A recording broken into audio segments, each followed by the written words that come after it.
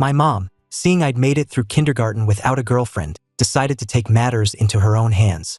In one fell swoop, she arranged 5 potential marriage pacts for me, decreeing that when I grew up, I would choose a fiancé from one of the 5 heiresses of the wealthy Sullivan family. When the 5 Sullivan sisters found out, they were all horrified. The photo they were shown was of a dark, chubby kid who looked like a total hick. None of them wanted to be thrown to the wolves. Just then, 3 luxury cars pulled up in front of a rundown little town called Oakhaven. 5 stunningly beautiful women stepped out, a sight that could stop traffic. The youngest, Lily Sullivan, immediately started complaining, "Ugh, I'm gonna be sick. What is this dump? It's so dirty and hot." The 4th sister, Sarah, chimed in with her own grievance. "I know, right? I can't believe Dad is letting some hick from the sticks choose one of us to marry. And on top of that, we have to personally drive him all the way to Rivorton." Displeasure was written all over their faces. If their father, Mr. Sullivan, hadn't practically made it a dying wish, they never would have set foot in a place like this. "Enough, go knock on the door," said the eldest, Chloe. Her gorgeous face was just as clouded with annoyance as the others. Lily walked up and knocked. A full 30 minutes passed before the door finally creaked open. The man standing there had chiseled, handsome features and deep, intelligent eyes. He carried an air of nobility that seemed to surpass even their own. Lily was completely stunned. "Hi, we're looking for Ethan Hayes. Is he here?" "I'm Ethan Hayes," I said, glancing over the group before adding languidly, "Hang on a second, I'll go get my bags."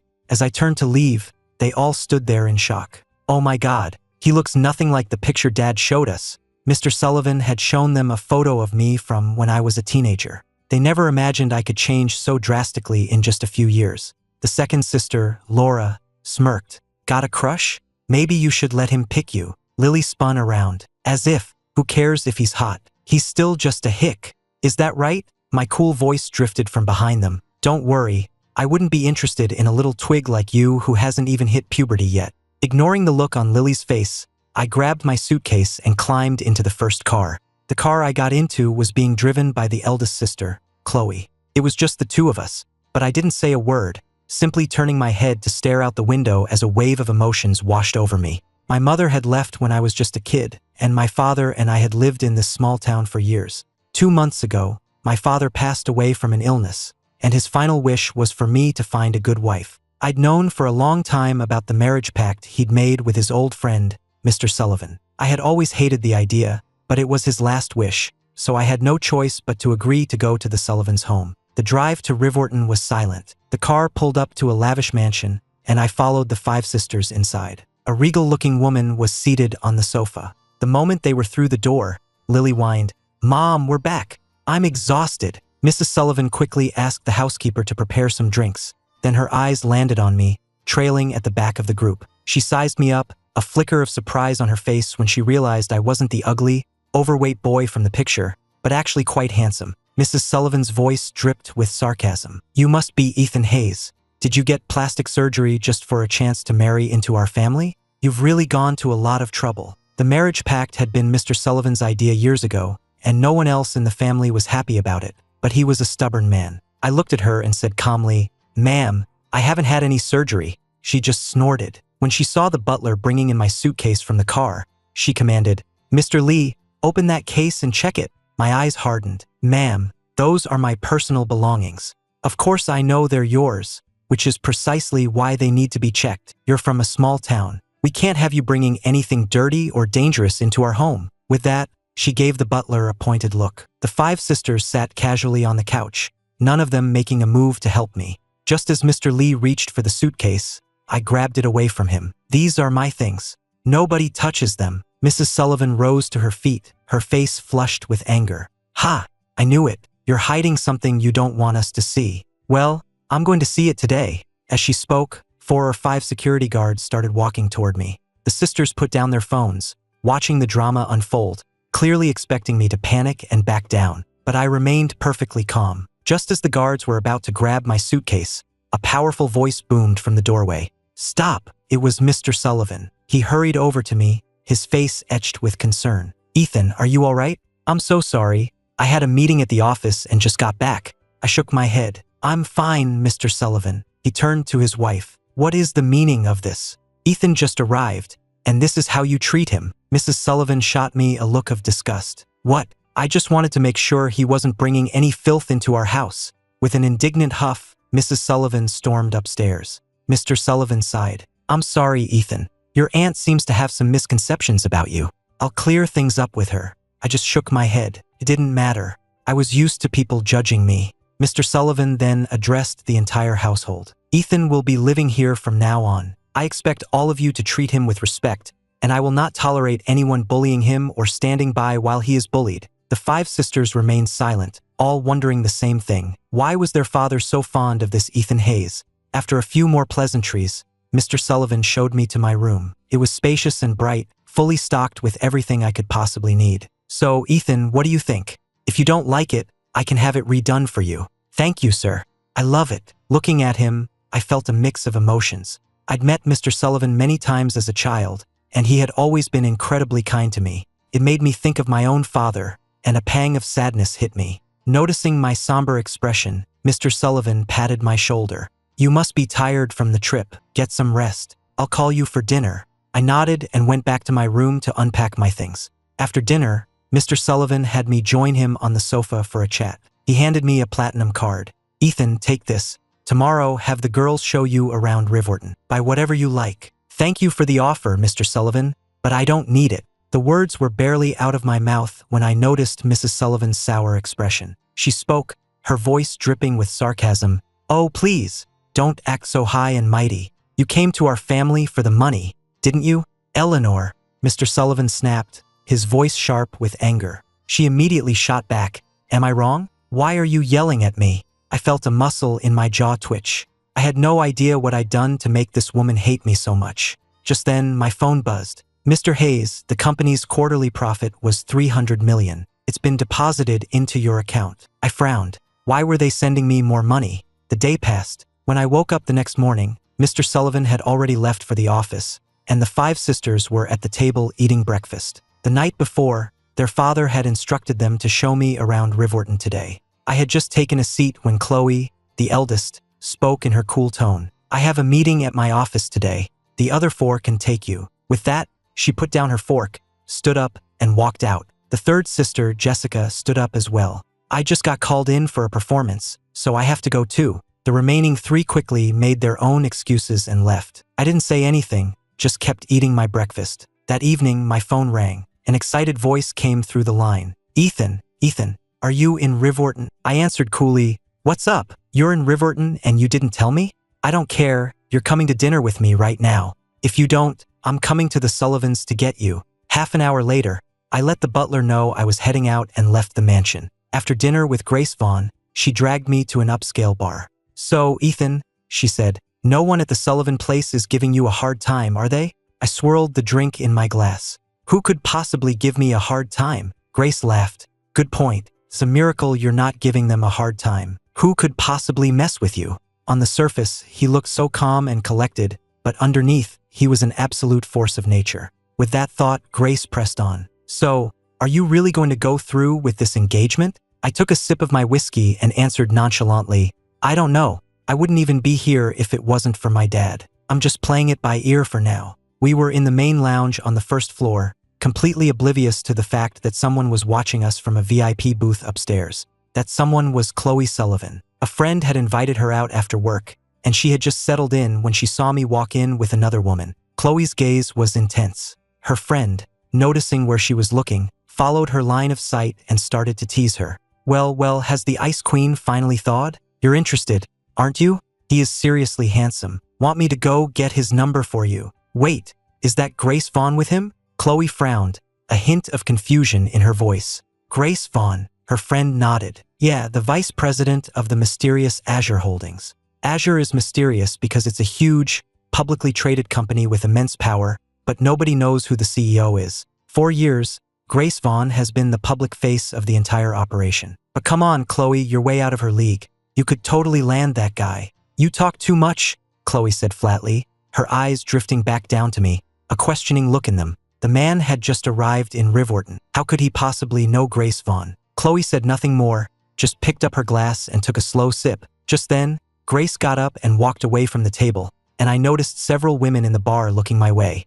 Before long, a wealthy-looking older woman approached me, holding a glass of wine. "Hey handsome, how about we get to know each other over a drink?" I glanced at her and said flatly, "I'm not looking for new friends." Her face tightened for a second, but then she smiled. "Come on, be friendly. I'll cover your entire tab for the night. How about that?" "No thanks." Seeing my complete lack of interest, the woman's embarrassment turned to anger. "Don't push your luck. I'm a very powerful woman. I could make sure you don't walk out of this bar tonight." Upstairs, Chloe was watching the entire exchange.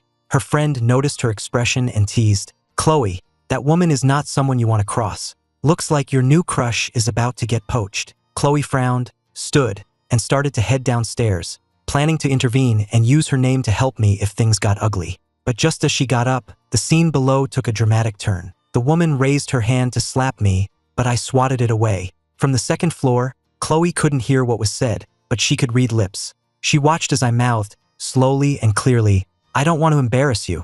Would you prefer I end you?" The words were pure, arrogant defiance. At that exact moment, Grace returned from the restroom. The wealthy woman recognized her, went pale, and immediately stammered an apology before scurrying away, as if she truly believed I might make good on my threat. My mood was ruined, so I said goodbye to Grace and left the bar. I ordered a car on my phone and sat on the curb to wait. Lighting a cigarette, I looked up at the sky. The moon didn't seem as full as it used to. Just then, a black Maybach pulled up in front of me. I assumed it was my ride, so I stubbed out my cigarette in a nearby trash can and opened the back door.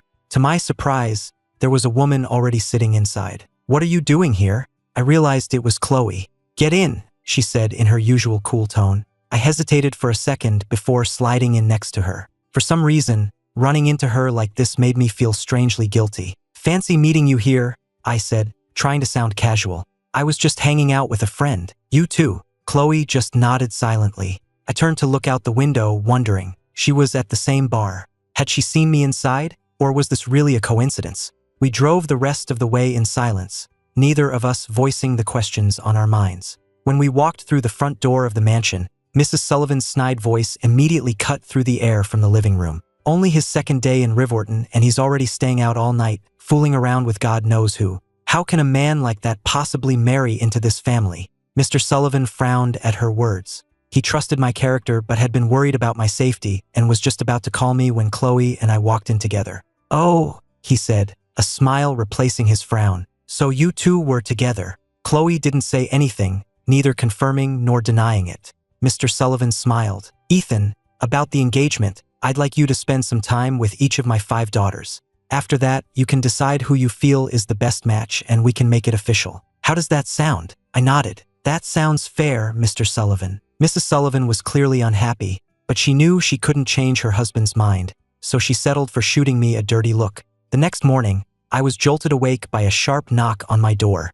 I opened it, still half asleep and grumpy, to find Chloe standing there. "Get dressed," she said. "You're coming to the office with me." "What for?" Then I remembered. Mr. Sullivan wanted me to spend a day with each of them, and today was Chloe's turn. Took me half an hour to get ready. I lethargically climbed into the car, and we headed for her company. Just then, she spoke, her tone firm and serious. "Ethan, I'm only doing this because my father asked me to. I have no intention of liking you, so don't waste your time trying to get to know me." I looked over at her in the driver's seat, a playful spark igniting in me. "Really? That's a shame, because after the last couple of days, you're the one I'm most interested in. What are we going to do about that?" A flicker of annoyance crossed her face.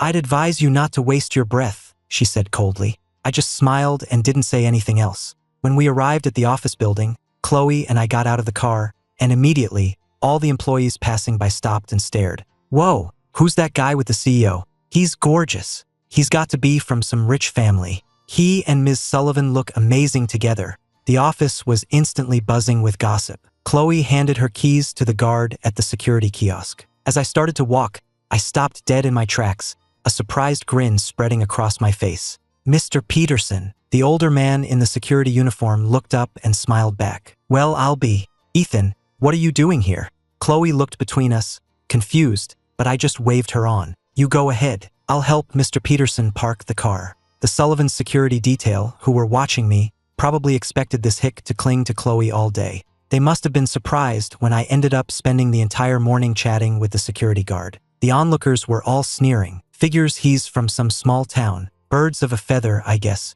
No wonder they can talk all morning. Yeah, that guard is probably from his hometown or something. Who cares if he's handsome? He's got no class. I was oblivious to all the chatter. I waited for Mr. Peterson's shift to end, and then we went to a diner nearby. He smiled. He wasn't the gossiping type and had only found out this morning why I was at the company in the first place. Ethan, I've met all 5 of the Sullivan girls, he said. If you ask me, Chloe is the most impressive. Since she took over the company, she's landed some massive deals. She's smart, capable, and a real class act. You should definitely keep her at the top of your list. I took a sip of water, my face twisting in distaste. No way, Mr. Peterson. Why would I want to be with an ice queen? To me, Chloe was just cold and distant. Everything I'd said to her that morning was just to get a rise out of her. Mr. Peterson just laughed and started telling me about the other sisters. After lunch, I went back to the office and spent the rest of the afternoon at the security kiosk. When Chloe finished her afternoon meetings, she asked her assistant where I was. She frowned when she heard I was still with the guard. This morning he'd claimed she was the one he was most interested in, and now he'd spent the entire day hanging out with security. What was his game? Chloe sat at her desk, thinking for a moment before speaking. Run a background check on that guard, Mr. Peterson. Find out what his connection is to Ethan Hayes.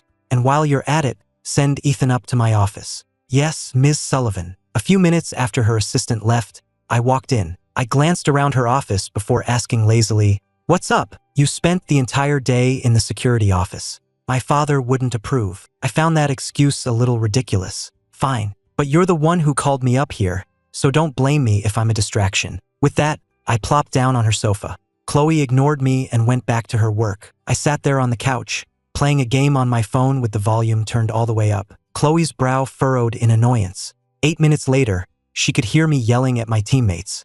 Are you serious? You're feeding them more kills than a food delivery app. Use your hands, man, not your feet. You're just a respawning NPC at this point. Chloe was speechless. For someone yelling at a video game, his insults were surprisingly creative. Just then, the player on the other end started firing back with much less creative and much more vulgar insults. At that moment, Chloe deeply regretted her decision to bring me to her office. Was this man sent here just to torment her? She started to wonder if I wasn't interested in her at all, but actually disliked her the most. No, wait, he definitely disliked her youngest sister the most. Thankfully, the game finally ended just as Chloe was finishing her work. She grabbed her coat and told me it was time to go. We had just reached the door when her assistant returned. Chloe glanced at me. Go wait in the parking garage. She watched me leave before turning back to her assistant. Inside the office, the assistant delivered her report. Ms. Sullivan, that guard, Mr. Peterson, is not who he seems. He owns multiple apartment buildings and office towers in downtown Riverton. Basically, he's a billionaire landlord who works as a security guard because he's bored.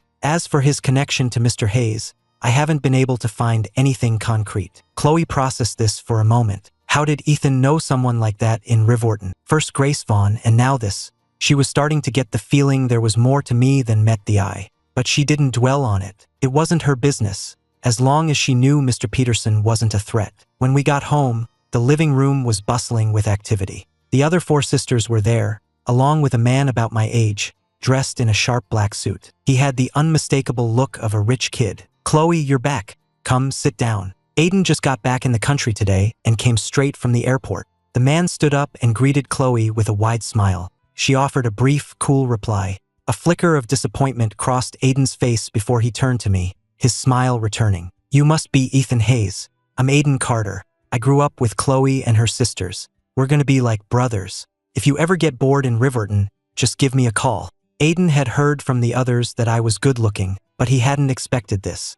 I could see the subtle calculation in his eyes and just gave him a simple, sounds good. Just then, Mr. Sullivan came home. The Carters and the Sullivans were old family friends, so he greeted Aiden warmly. The group chatted happily while I sat off to the side, waiting for dinner to be served. Just then, Mrs. Sullivan spoke up. Oh, Aiden, dear, I heard you were coming back, so I picked up a few things for you the other day. Let me go get them. She went upstairs, but when she returned, her expression was sour. She turned to her husband. Where is the box I kept in my dresser? It's gone. How should I know? Mr. Sullivan retorted. Did any of you take it? Mrs. Sullivan asked, looking at her daughters. They all shook their heads. Aiden spoke up cautiously. Mrs. Sullivan, do you think it could have been stolen? Who would dare? Whoever took it, hand it over now and get out of this house. and I might let it go. Otherwise, you'll be going to jail." When no one confessed, she immediately ordered, "Mr. Lee, I want every single room in this house searched." I was just scrolling on my phone,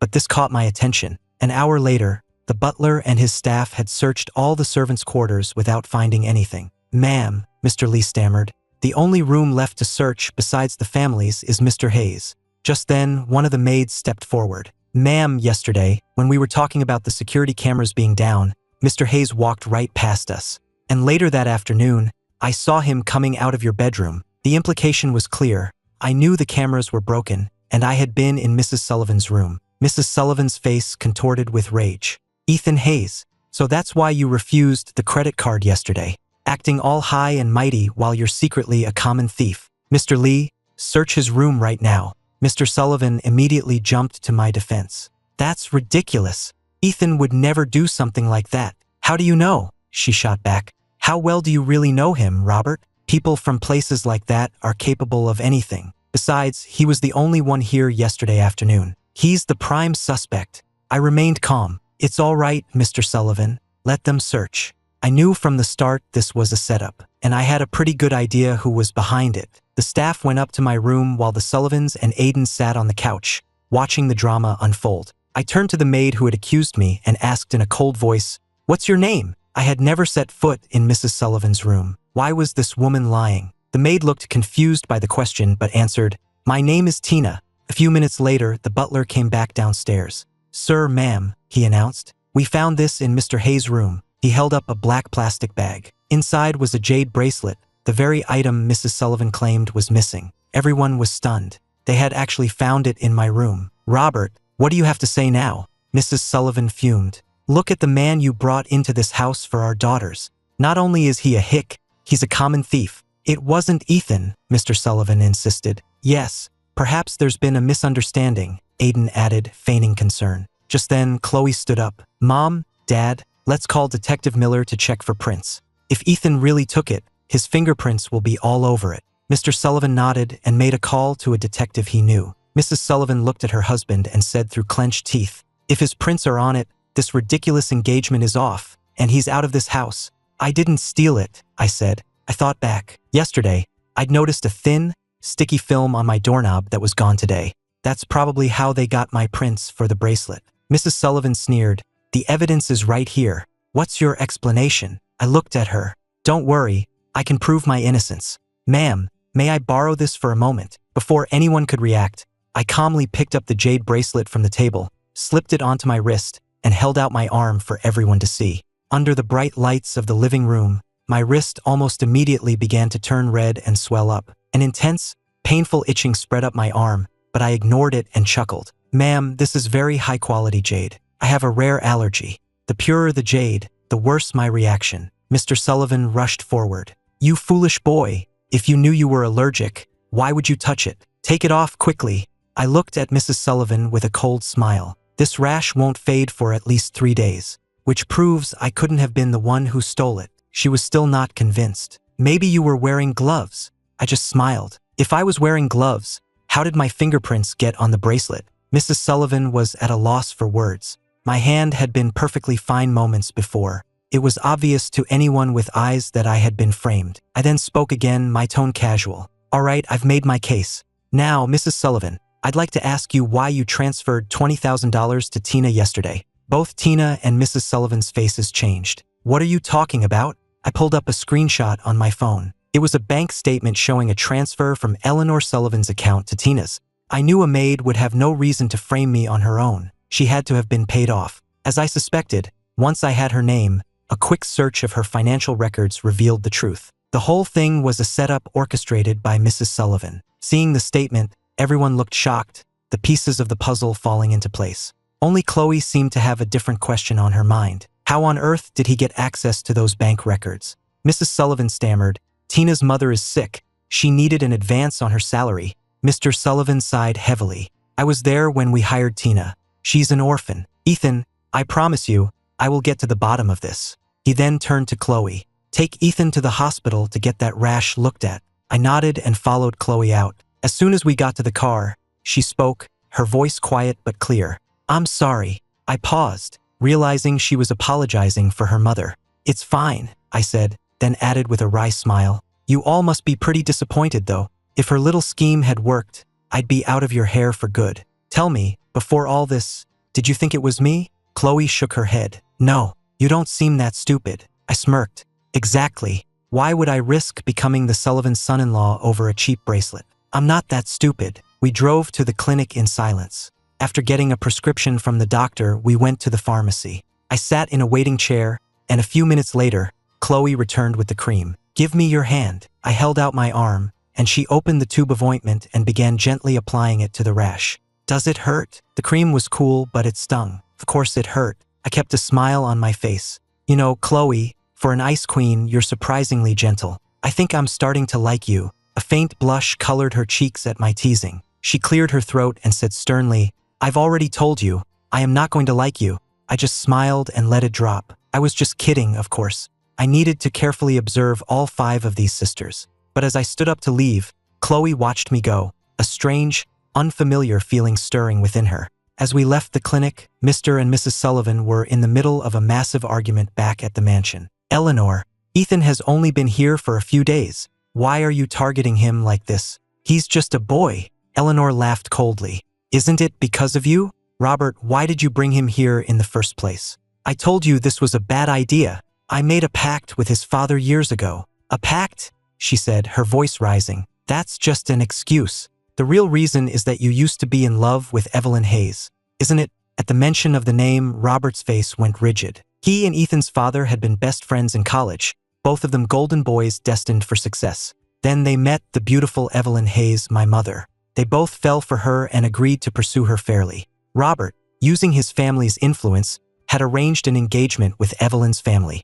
But in the end, she chose my father, eloping with him to escape the arranged marriage. Eleanor pressed on. "You've been hung up on her all these years, haven't you? That's why you brought her son here, why you treat him so well." "I'm right, aren't I?" Robert sighed and took his wife's hand. "No, what happened with Evelyn was a long time ago. You're the only one I love now." Eleanor looked at him. "Then why are you so good to Ethan?" A sad expression crossed Robert's face. "Do you remember that charity gala years ago? We were attacked. Ethan's father took a bullet for me, crippled his leg. That's why they lived so quietly in that small town all these years. Before he died, he made me promise I'd look after his son." Eleanor's expression froze. Robert seemed lost in the memory. Just then, Chloe and I walked in. I don't know what had changed, but Mrs. Sullivan looked at me and gave me a genuine, heartfelt apology.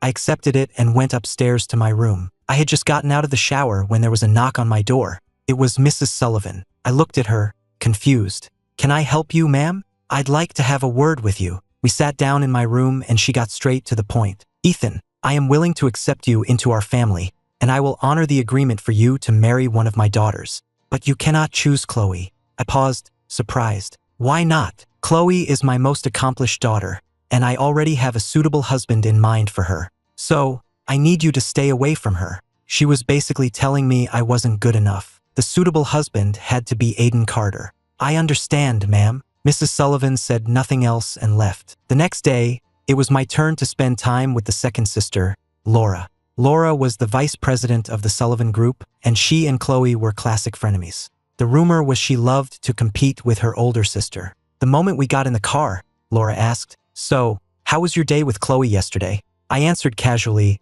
"It was fine. Let me give you some advice," she said, leaning in. "My big sister is not as great as she seems. She's ruthless and cold. You'd be wise not to pick her." A glint of amusement appeared in my eyes. "So I should pick you instead?" Laura froze, then gave an awkward laugh. "I wouldn't go that far." When we got to the office, she was immediately swamped with work, and I spent another day hanging out with Mr. Peterson at the security kiosk. On the third day, it was my turn with the third sister, Jessica. Jessie was a massive pop star with millions of followers. Today was not only her birthday but also the 10th anniversary of her debut. She spent the entire day in rehearsals for her concert that night, with absolutely no time to pay any attention to me. I took a nap and had just come downstairs when Aiden walked over, smiling. "Hey, we're all heading to the mall to pick up some new clothes and get a birthday present for Jessie. You should come with us." I figured why not and joined them. When we got to the mall, Aiden immediately pulled me into a high-end men's store.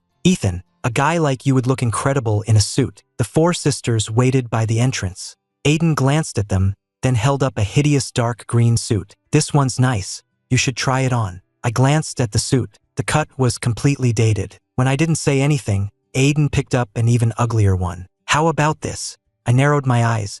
"Aiden, if you don't like me, you don't have to pretend. And you certainly don't need to resort to this. I may be from the country, but my taste is a hell of a lot better than yours." "Ethan, I think you're misunderstanding me," Aiden said, his expression turning sour. He had clearly assumed that some hick from Oakhaven wouldn't know the first thing about fashion and would be grateful for any advice. He never expected me to call him out. I ignored him, browsed the racks, and picked out a suit I actually liked, telling the clerk I'd take it. As I was about to pull out my phone to pay, Chloe stepped forward and handed the cashier a black card. "Put it on this," I said quietly. "Thanks." Chloe replied in her usual detached tone. "Don't get the wrong idea. My father told me to." Then she turned and walked away, leaving me standing there, slightly bewildered. Aiden watched the exchange, clenching his fists, a dark look in his eyes. By the time we left the mall, the two bodyguards trailing us could barely carry all the shopping bags. Lily piped up, her voice laced with sarcasm. "Wow, some people really know how to take advantage, spending so much money on so many things." She was clearly still mad about my comment from the first day. Before I could respond, Aiden jumped in. "Lily, how can you say that? Ethan just picked up a few things." "A few things?" she scoffed. I snorted. "It wasn't your money." Lily's face tightened. "It was my sister's money." I glanced at her. "Exactly. It was your sister's money, and she didn't say a word. So why are you running your mouth?" With that, I got in the car, leaving Lily fuming. She continued to complain the whole ride back. I just rolled my eyes. I had more than enough money to pay for everything myself, but no one ever gave me the chance. Evening came quickly. After dinner, I changed and headed to the concert with the group. The moment we found our seats, Aiden made a beeline for the spot next to Chloe. I didn't care and took a seat next to Laura. The concert started, and Jessie took the stage. She was wearing a stunning white dress, and as a superstar, she was absolutely gorgeous. The crowd went wild, screaming so loud I thought my ears would split. Over the next hour, Jessie performed several of her hits. Then the MC came on stage. "Tonight is a special night, marking Jessie's 10th anniversary in the business. To celebrate, we have a special surprise. We're going to randomly select one lucky fan from the audience to come up on stage and sing a duet with Jessie." The stadium erupted in a roar of applause and screams. On the big screen, a digital selector spun through seat numbers before finally landing on 26. Laura nudged me. "No way. Ethan, that's you." I froze for a second as the MC announced, "Let's give a huge welcome to our fan from seat 26. I narrowed my eyes. What were the odds? I glanced over at our group and saw the smug, triumphant look on Aiden's face. I understood immediately. This was a setup. Someone wanted to humiliate me. A small smile played on my lips as I made my way to the stage. Jessie looked stunned to see it was me. The MC beamed. "Wow, what a handsome fan. What's your name, sir?" I answered calmly, "Ethan Hayes." "Ethan Hayes." A murmur went through the crowd. "Is that the guy who's engaged to one of the Sullivans?" "No way, he's that hot." At least half the guys in the audience considered themselves boyfriend fans of Jessie's. The looks of pure jealousy they were shooting my way were intense. "Okay, everyone," the MC continued. "The song we'll be performing is Good Night by the artist North." North was a hugely popular but mysterious singer. No one knew what he looked like, but his music was a global phenomenon. The MC handed me a microphone. I pursed my lips and said, "Sorry, but I'm completely tone deaf. I can't sing." A wave of murmurs and jeers came from the crowd. "Get off the stage. Don't stand next to our queen. This is so embarrassing. Get him out of here." I narrowed my eyes. I knew the people who set me up were loving this. But there's nothing I enjoy more than proving people wrong. I took the microphone. "I can't sing this song," I said, "but I can play it." The song's arrangement was for piano. Jessie gave me a skeptical look. "He can't sing, but he can play piano?" Was he joking? The MC quickly jumped in. "All right, everyone, let's give them some quiet and get ready for a special performance of Good Night by Jessie and Mr. Hayes." I walked over to the grand piano on stage, and a hush fell over the arena. The moment I played the opening notes, Jessie's eyes widened in surprise. He could actually play. She immediately focused, pouring her heart into the vocals. Our performance was flawless, perfectly in sync. At one point, she glanced over at me, and in that moment, 1,000 fan edits were born. Down in the audience, Aiden forced a smile. I had no idea Ethan could play the piano so well. He must be professionally trained. One playing, one singing. They actually look pretty good together. He said the words, but inside he was seething. The arena was owned by his family's company, so rigging the fan selection had been easy. He had planned to humiliate me, but instead, Chloe heard his words, and her gaze drifted back to me on the stage. Under the spotlights, I had an air of mystery and talent that was undeniably captivating. But for some reason, seeing me up there with Jessie felt wrong. It was jarring to her. Compatible? No, not at all. The song ended to a storm of applause. I headed backstage to the restroom, and when I came out, a woman in a simple black dress was waiting by the door. She wore a face mask, so I couldn't see her features, but she carried herself with an unmistakable elegance. "You're Ethan Hayes, aren't you?" she said. "I loved your performance. These are for you." She handed me an exquisite bouquet of tulips. I took them, a little confused. "Do I know you?" She shook her head. "No, I just admired your playing. I have to go now. Goodbye." As she turned to leave, I caught a glimpse of her eyes over the mask. They were filled with a deep, profound sadness. I stood frozen, staring at the flowers, a strange feeling stirring inside me. 2 hours later, the concert was over, and I left with the 5 sisters and Aiden. Back at the mansion, Mr. and Mrs. Sullivan had prepared a birthday dinner for Jessie.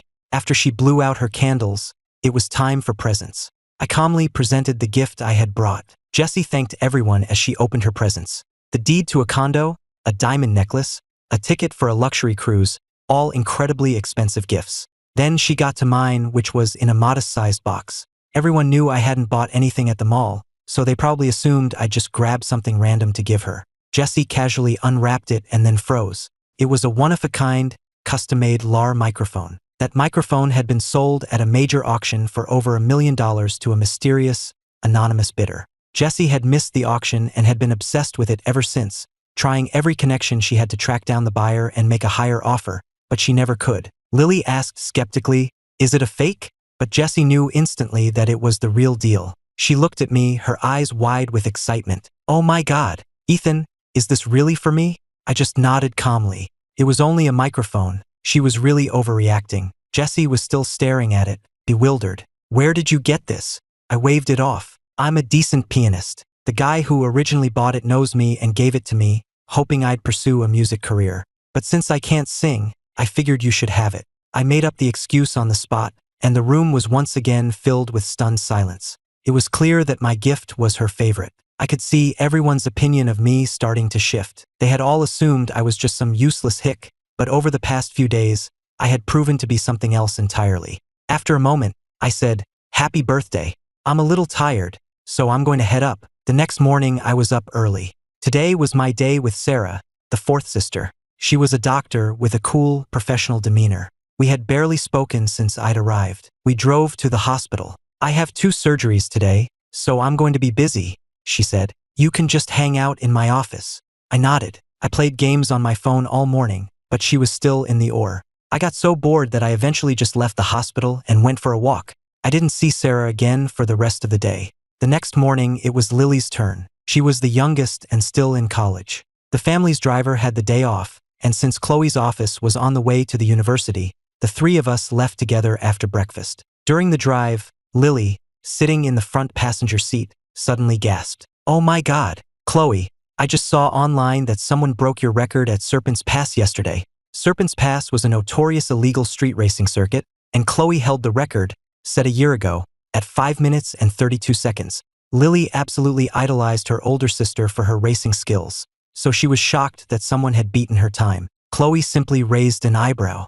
"It was a guy," Lily continued, "but he was wearing a helmet, so no one could see his face." I was still half asleep, listening to Lily chatter on, trying to figure out who the mystery driver was, but she couldn't find any info online. As we neared the campus, she suddenly turned her attention to me. "Hey Hick, you have a thing for my sister Jessie, don't you? You're probably one of her obsessed fans." I rolled my eyes, not even bothering to argue with the little brat, and just got out of the car. But I noticed that when she said that, Chloe's hands tightened on the steering wheel. Lily hopped out and waved. "Bye, Chloe. Hey, see if you can find out who that driver was, okay?" The racing enthusiast had a new hero. In her mind, he was some impossibly cool and handsome guy. Chloe ignored her question and instead said, "Make sure Ethan stays out of trouble. Who's going to mess with him?" Lily muttered as she walked off toward campus. All day I felt eyes on me. I guess being the guy set to marry a Sullivan made me a person of interest. After my first class, I went to the restroom. On my way out, a group of guys from the football team blocked my path. The one in the lead, a jock with a bleached blonde buzz cut, sneered at me. "You got a thing for Lily Sullivan?" I shook my head. "Nope." He jabbed a finger in my chest. "Listen, Hayes, Lily is the queen of this campus. You need to take a good look in the mirror and realize you're not in her league." I was baffled. Did these guys not hear me? I just said I wasn't interested. "Really?" I shot back. "Does Lily even know you exist? Who the hell are you to tell me who I'm worthy of?" His face tightened, and then he smirked. "Looks like we're going to have to teach you a lesson for bothering Lily on her own campus." When Lily heard I'd been cornered in the bathroom, she remembered her father's warning and reluctantly headed over. But when she got there, she froze. She saw the jock and his friends stumbling out, their faces bruised and bloody. Lily's jaw dropped. The blonde guy and his crew were the biggest bullies on campus, using their family money and high school sports cred to push everyone around. Then she saw me walk out without a single scratch on me. Seeing her shocked expression, I explained, "They tried to jump me, so I hit them back. I'm surprised someone like you has so many admirers. They're clearly not very bright, and their taste is terrible." Lily was speechless. She shouldn't have even bothered checking on this infuriating man. No one bothered me for the rest of the day. My last class was gym, and I just sat on the bleachers watching some girls play volleyball. After a little while, a sharp pain suddenly stabbed me in the gut. I clutched my stomach and sprinted toward the nearest public restroom. Miles away, Chloe was just finishing up her work when her assistant walked into her office. "Ms. Sullivan," I found him. "The person who broke your record at Serpent's Pass last night, it was Mr. Hayes." Chloe's head snapped up. "Who did you say it was?" The woman who was famously unflappable was, for once, completely shocked. "It was Ethan, but he was supposed to be with Sarah yesterday." This was completely unexpected. Ethan Hayes. This man was full of surprises. A rare, small smile touched Chloe's lips. Just then, her phone rang. It was Lily. "Chloe, it's bad. Ethan's missing." Lily had realized I was gone after gym class. I wasn't answering my phone, and she'd called the house to confirm I wasn't there. Hearing this, Chloe's expression hardened. "Lily, you call the police. I'll handle the rest." She immediately drove to the university and got access to the security footage. Finally, on the 5 p.m. feed, she saw me. I was walking toward a public restroom near the edge of campus, and a figure in a blue hoodie was trailing me from a distance. That meant the last place I was seen was that restroom. Chloe's expression was grim as she and her security team raced to that location. It was 6 p.m. now, and that part of campus was mostly deserted. As Chloe and her team approached, they could hear a man's cruel laughter coming from inside. "What's the matter? Not so tough now, are you? Why don't you fight back?" Another voice taunted. "You think you can mess with my Jessie? I'm going to teach you a lesson you'll never forget." Hearing her sister's name, Chloe knew they were dealing with obsessive fans. "Go," she commanded. One of her bodyguards kicked the door clean off its hinges. The laughter inside stopped instantly. One of the men glared at Chloe. "Who the hell are you? You're interrupting us." Chloe met his gaze, her voice dangerously calm. "You dare to touch someone protected by the Sullivan family?" Staring at the imposing woman in the doorway, one of the other guys stammered, "Dude, I think that's Chloe Sullivan." Anyone who followed business news would instantly recognize the powerful CEO. She was flanked by a team of professional bodyguards, each one built like a tank. In comparison, the kidnappers looked like scrawny teenagers. Chloe gave a subtle hand signal, and her team moved in, neutralizing the 3 men in seconds. The main guy, who had been so arrogant moments before, was now terrified. He had kidnapped me on a whim, never imagining he'd have to face consequences like this. "Ms. Sullivan, I'm so sorry. It was a mistake. I wasn't thinking." Chloe's voice was ice. "You can explain that to the police." At that, the other 2 dropped to their knees. "We're sorry, we didn't know who he was. Please, Ms. Sullivan, give us a break." Chloe ignored their begging. As police sirens wailed in the distance, the 3 men slumped to the floor, their faces pale with defeat. After the police had taken them away, the only people left were a frantic Lily, who had just arrived, and Chloe, who was helping me to my feet. "This guy is nothing but trouble," Lily fumed, already dreading the lecture they'd get from their father.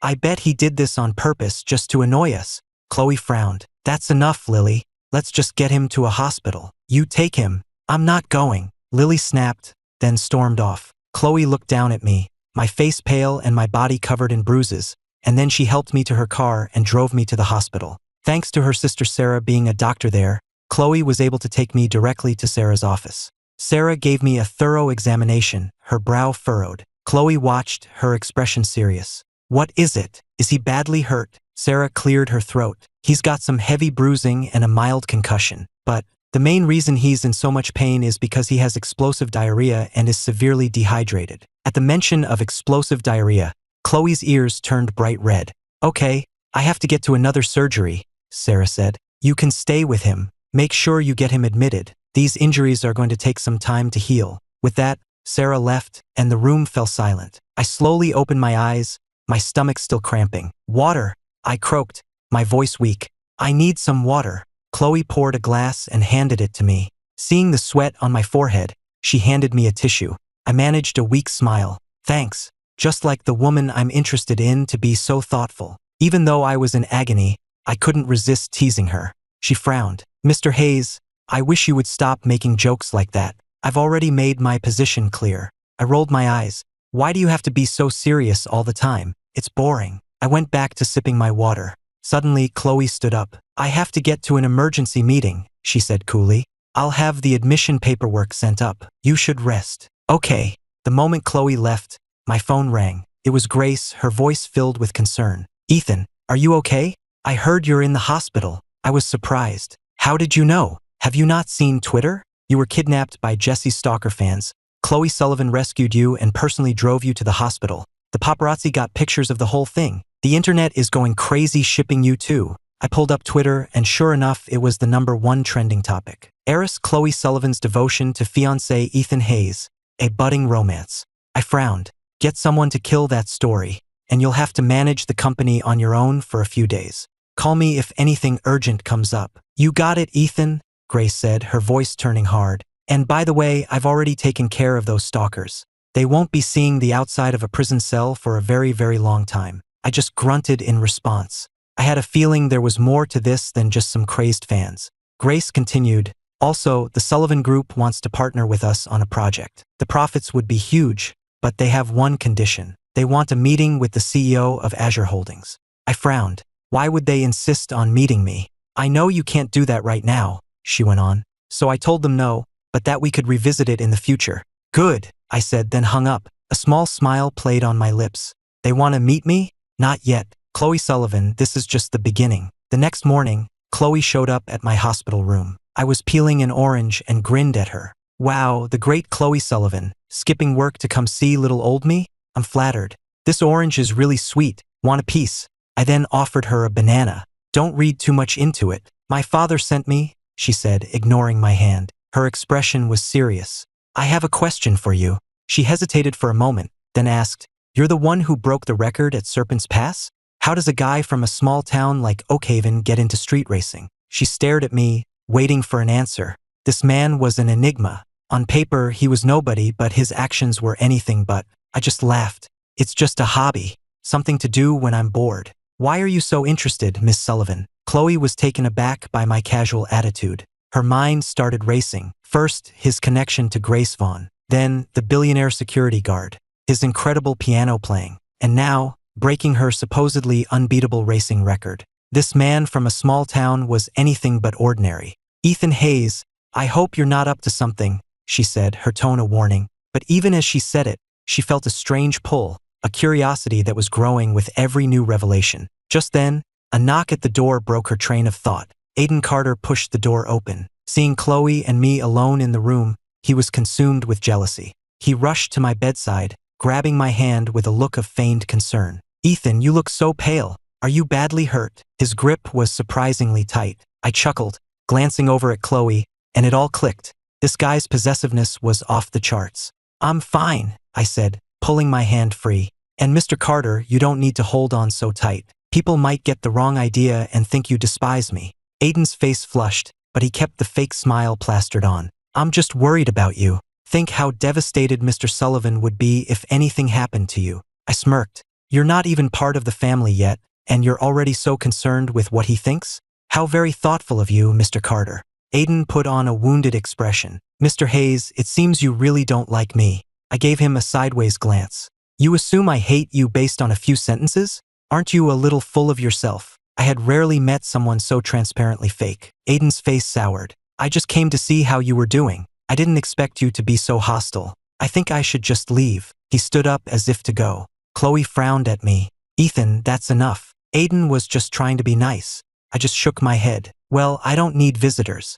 I'm not feeling well, and I'd like to get some rest, so if you two don't mind. Chloe looked at my pained expression, her own eyes darkening a little. All right, we'll go. You get some rest. Aiden, who wanted nothing more than to get Chloe away from me, quickly followed her out the door. The room was quiet again, but my mind was racing. I had overlooked something crucial. Very few people knew I was going to be on campus with Lily. So how did those fans know exactly where to find me? And how did they know the perfect time to grab me when I was alone? A chilling thought occurred to me. I made a call to a contact at the police department and asked them to lean on the guys they'd arrested. A few minutes later, I got a text back with a single name, Aiden Carter. My blood ran cold. It was him, one time after another. Aiden Carter, you've crossed the line. A few days later, Carter Corp was suddenly hit with a massive financial crisis. Key executives started dumping their stock. The company was on the verge of collapse, and they had to go to the Sullivans asking for a $200 million bailout.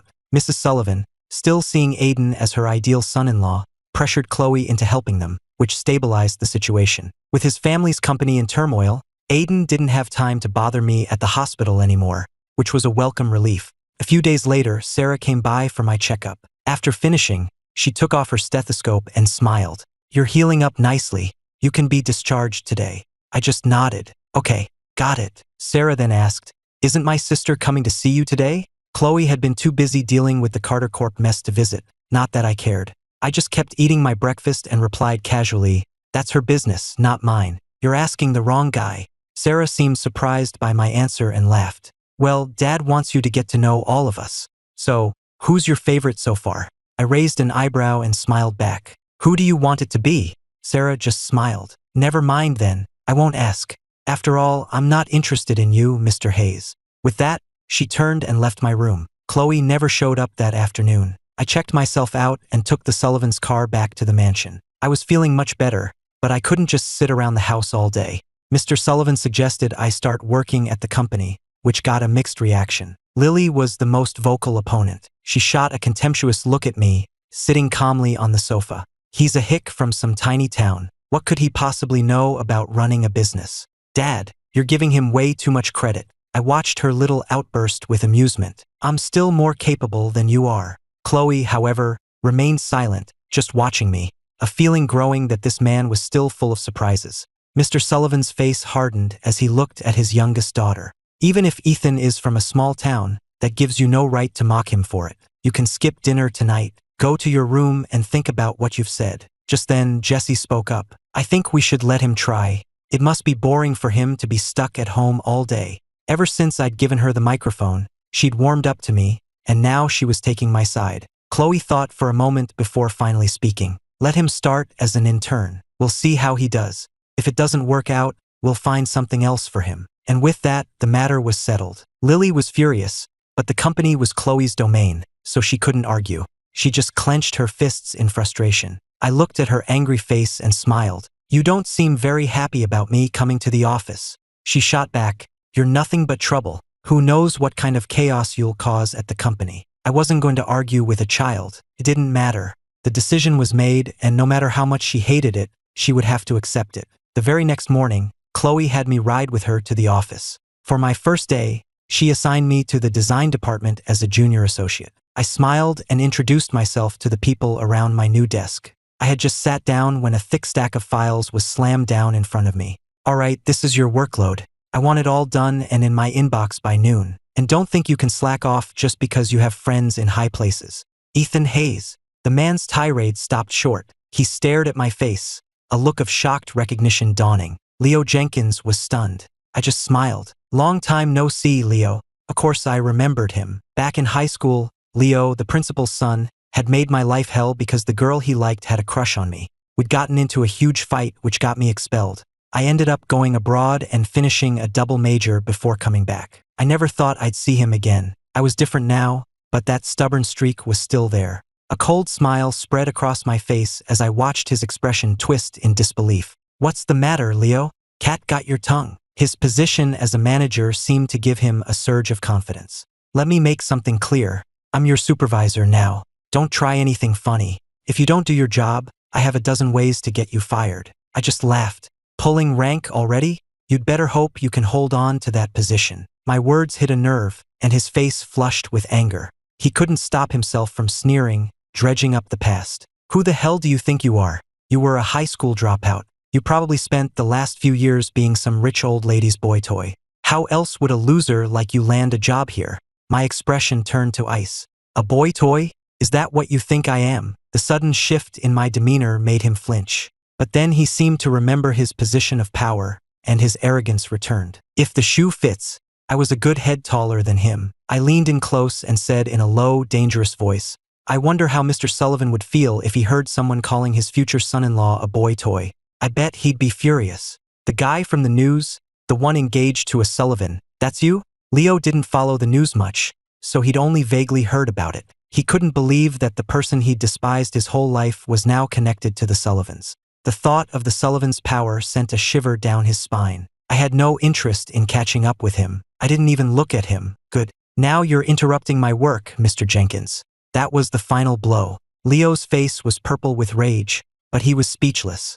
He finally straightened up and hissed, "So you're connected to the Sullivans. That won't save you here. In this company, if you don't have the skills, you're out. Sooner or later." I just smiled, completely unfazed. "We'll see." He shot me one last hateful glare and stormed off, already plotting his revenge. At 11 o'clock, an hour before the deadline, I emailed the completed files to Leo. A few minutes later, he sent them back. There were no notes, no feedback, just a single, blunt word, "redo." I knew it. He was going to make this as difficult as possible. I was confident in my work, so I didn't change a thing and sent it again. Unsurprisingly, he rejected it again. I was done playing his game. I printed out the proposal and walked straight to the CEO's office. Chloe was at her desk. She looked up as I entered. "Can I help you?" I placed the file on her desk and smiled. "Chloe, your department manager seems to think my proposal isn't up to snuff. I was hoping you could give it a look."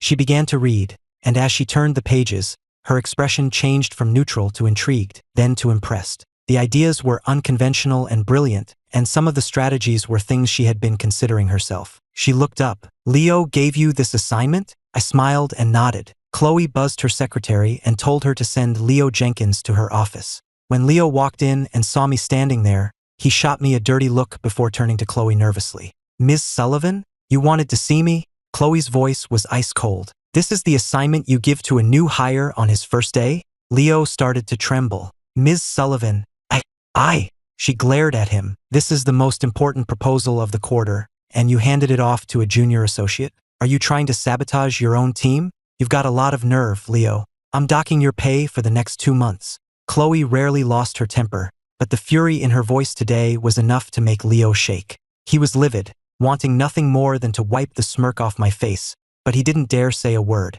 He just stood there, seething. After Leo left, Chloe finally looked at me. "You're a fair boss, Miss Sullivan," I said with a grin. She looked at my cheerful face, her mind racing. This man was one surprise after another. He was definitely not what she had expected. For the next couple of days, Leo avoided me like the plague, but I could see the hatred in his eyes whenever he thought I wasn't looking. I knew he was planning something. I ran into Laura by the coffee machine. She winked at me. "I heard Chloe disciplined one of her managers because of you. You must be pretty special." I could hear the sarcastic edge in her voice, but I kept my expression neutral. "What's the matter, Miss Sullivan? Jealous that I'm stealing your big sister's attention?" Her smile faltered for a second. "You're very funny, Mr. Hayes." I calmly poured myself a coffee. "Weren't you the one who started it? I'm just playing by your rules." She kept her smile in place. "You're an interesting man, Mr. Hayes. No wonder you've managed to catch the eye of a workaholic like Chloe." There was always a subtle dig in everything she said. I smiled and nodded. "Thank you, but you talk a little too much." Her expression flickered. It was the first time anyone had ever said that to her. No one had ever managed to get under her skin like that. "Well then, I won't keep you from your coffee," she said, turning to leave. I watched her go, a thoughtful expression on my face. My proposal was a huge success with our partners, and the company's quarterly profits soared. To celebrate, the company decided to host a formal gala. Even though Chloe knew I wasn't a clueless hick, for the sake of appearances, she insisted on taking me to buy a new suit for the event. Learning from last time, I just picked out what I wanted and let Chloe pay. When we got back to the office, the entrance was swarming with reporters. The moment they saw us get out of the car together, they descended on us like vultures. Is it true you two are secretly in a relationship? Can you give us a comment? Chloe swept her icy gaze over the crowd, and they immediately fell silent. She used the momentary quiet to hustle me inside the building. It was less of a party and more of a networking event. As always, Chloe was the center of attention, surrounded by people trying to get a moment of her time. I snuck off to a quiet corner and started sampling the food. I had just sat down when Leo walked over. Well, if it isn't the man of the hour, why aren't you by the CEO's side? His tone was mocking, but his eyes were filled with pure jealousy. Why did this random hick get to be the CEO's fiancé, and not him? How are you managing without that docked pay, Mr. Jenkins? I asked, my voice light and casual. His face paled at the memory. Don't get too comfortable, Hayes. Chloe's childhood friend, Aiden Carter, is the one her family really wants for her. You're just an orphan. What makes you think you're good enough for her? I just smiled and shook my head. I never said I wanted to marry Chloe. And besides, if I'm not good enough, what makes you think you are? Leo knew he couldn't win a war of words with me. Just you wait. You'll be out of this company before you know it. A sinister smile spread across his face as he thought about what he had planned for later. I just chuckled. Whatever you've got, bring it on. Unable to come up with a retort, he just slunk away. The main event of the evening began. Chloe took the stage to announce the company's quarterly results. Suddenly, a voice cut through the applause from the back of the room. I believe there's a problem with that proposal. The room fell silent, all eyes turning to the source of the interruption. Chloe looked over, her expression unreadable. You have something to say? Leo Jenkins stepped forward. I'm here to report that Ethan Hayes plagiarized his proposal. You're accusing him of plagiarism? Chloe asked. Do you have any proof? Leo gritted his teeth and handed over a file of evidence he had prepared. I narrowed my eyes. So this was his big plan. The core concept of this design, Leo announced, was stolen from the work of a genius student named Aaron from a top international university. This hick passed off Aaron's work as his own. A student from a top university versus a guy from the middle of nowhere. It was clear who the crowd would believe. The room erupted in whispers. I knew he was a fake. It's one thing to be incompetent, but to plagiarize. How can we have someone like that in our company? Chloe ignored the murmurs and looked directly at me. Ethan, do you have anything to say? She saw the calm, almost amused look in my eyes, and a strange sense of reassurance washed over her. She felt somehow that he was telling the truth, but she still needed to hear my explanation. I smiled and nodded. You're right. I did borrow a little inspiration. You're very perceptive. Leo, sensing victory, became bolder. He was a good-for-nothing dropout then, and he's a fraud now. How can we let someone like him stay at this company? Ms. Sullivan, I demand that you fire him immediately. Chloe frowned slightly, waiting for me to continue. And what if, I said calmly, I am Aaron? Leo burst out laughing. You're Aaron? Don't make me laugh, Hayes. If you're Aaron, I'll quit right now and you can have my job. Aaron was a prodigy who had finished a double major at a young age. Why would someone like that come back here to be a junior associate? Is that a promise? I asked nonchalantly. Leo was certain he had one. Yes, I said it, he declared proudly. I walked up to the stage, connected my phone to the large screen projector, and started a video call. A few seconds later, the kind, familiar face of an elderly man appeared on the screen. It was Professor Andrew, a two-time Nobel laureate. The entire room was stunned into silence. They couldn't believe I knew someone like him. I smiled. Hello, Professor. Sorry to bother you like this. Professor Andrew beamed back at me. Aaron, it's been too long. I'm so happy to hear from you. I could abandon my lab work for the rest of the day. I laughed and shook my head. I'm sorry to interrupt, Professor. Your work is important. We continued to chat easily in English, and the entire room remained silent, listening in awe. Most of the people at Sullivan Group were highly educated and could understand our conversation. The shocking part wasn't the language. It was the fact that I knew him at all, and that Professor Andrew had just confirmed in front of everyone that I was, in fact, Aaron. Leo's world came crashing down. He stared at the screen, then at me, stammering, No, it can't be. He had lost, utterly and completely. I ended the call and looked at Leo's pale, defeated face. So, Leo, I said with a cold smile, is it still plagiarism if I'm borrowing from myself? He was speechless. Chloe was beyond shocked. This man was a constant source of astonishment. Leo, she said, her voice firm, go to HR and collect your final paycheck tonight. You're done here. She had no tolerance for his kind of arrogance in her company. The drama was over. Chloe offered to drive me home, but I told her I had something else to do. I walked out and got into a car that was waiting for me. Grace Vaughn was in the driver's seat. Ethan, are you feeling better? She asked. I laughed. I've been fine for days. Let's go, we need to hurry or we'll miss it. Grace nodded, hit the accelerator, and the car shot forward into the night. We were headed to a high-stakes underground auction. The main event tonight was a custom-built supercomputer, supposedly the work of a legendary hacker. It was one of a kind, and I had to have it. We arrived just as the final item, the computer, was brought out. The bidding started at $1 million, and hands shot up all over the room. I waited, letting the initial frenzy die down before I entered the fray. 12 million, the auctioneer called. Do I hear 13? Grace slowly raised our paddle. 13 million it is. Going once, going twice. 20 million, a new voice called out. My smile froze.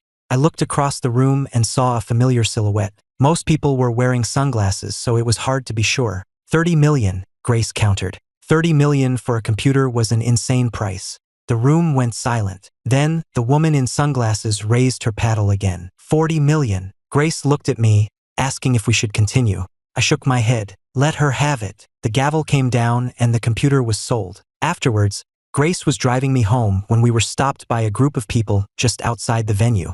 The woman in the lead was the one from the auction, with blonde hair and sunglasses. She had an air of power about her. Ethan, she said, long time no see. Even with the glasses, I knew that voice.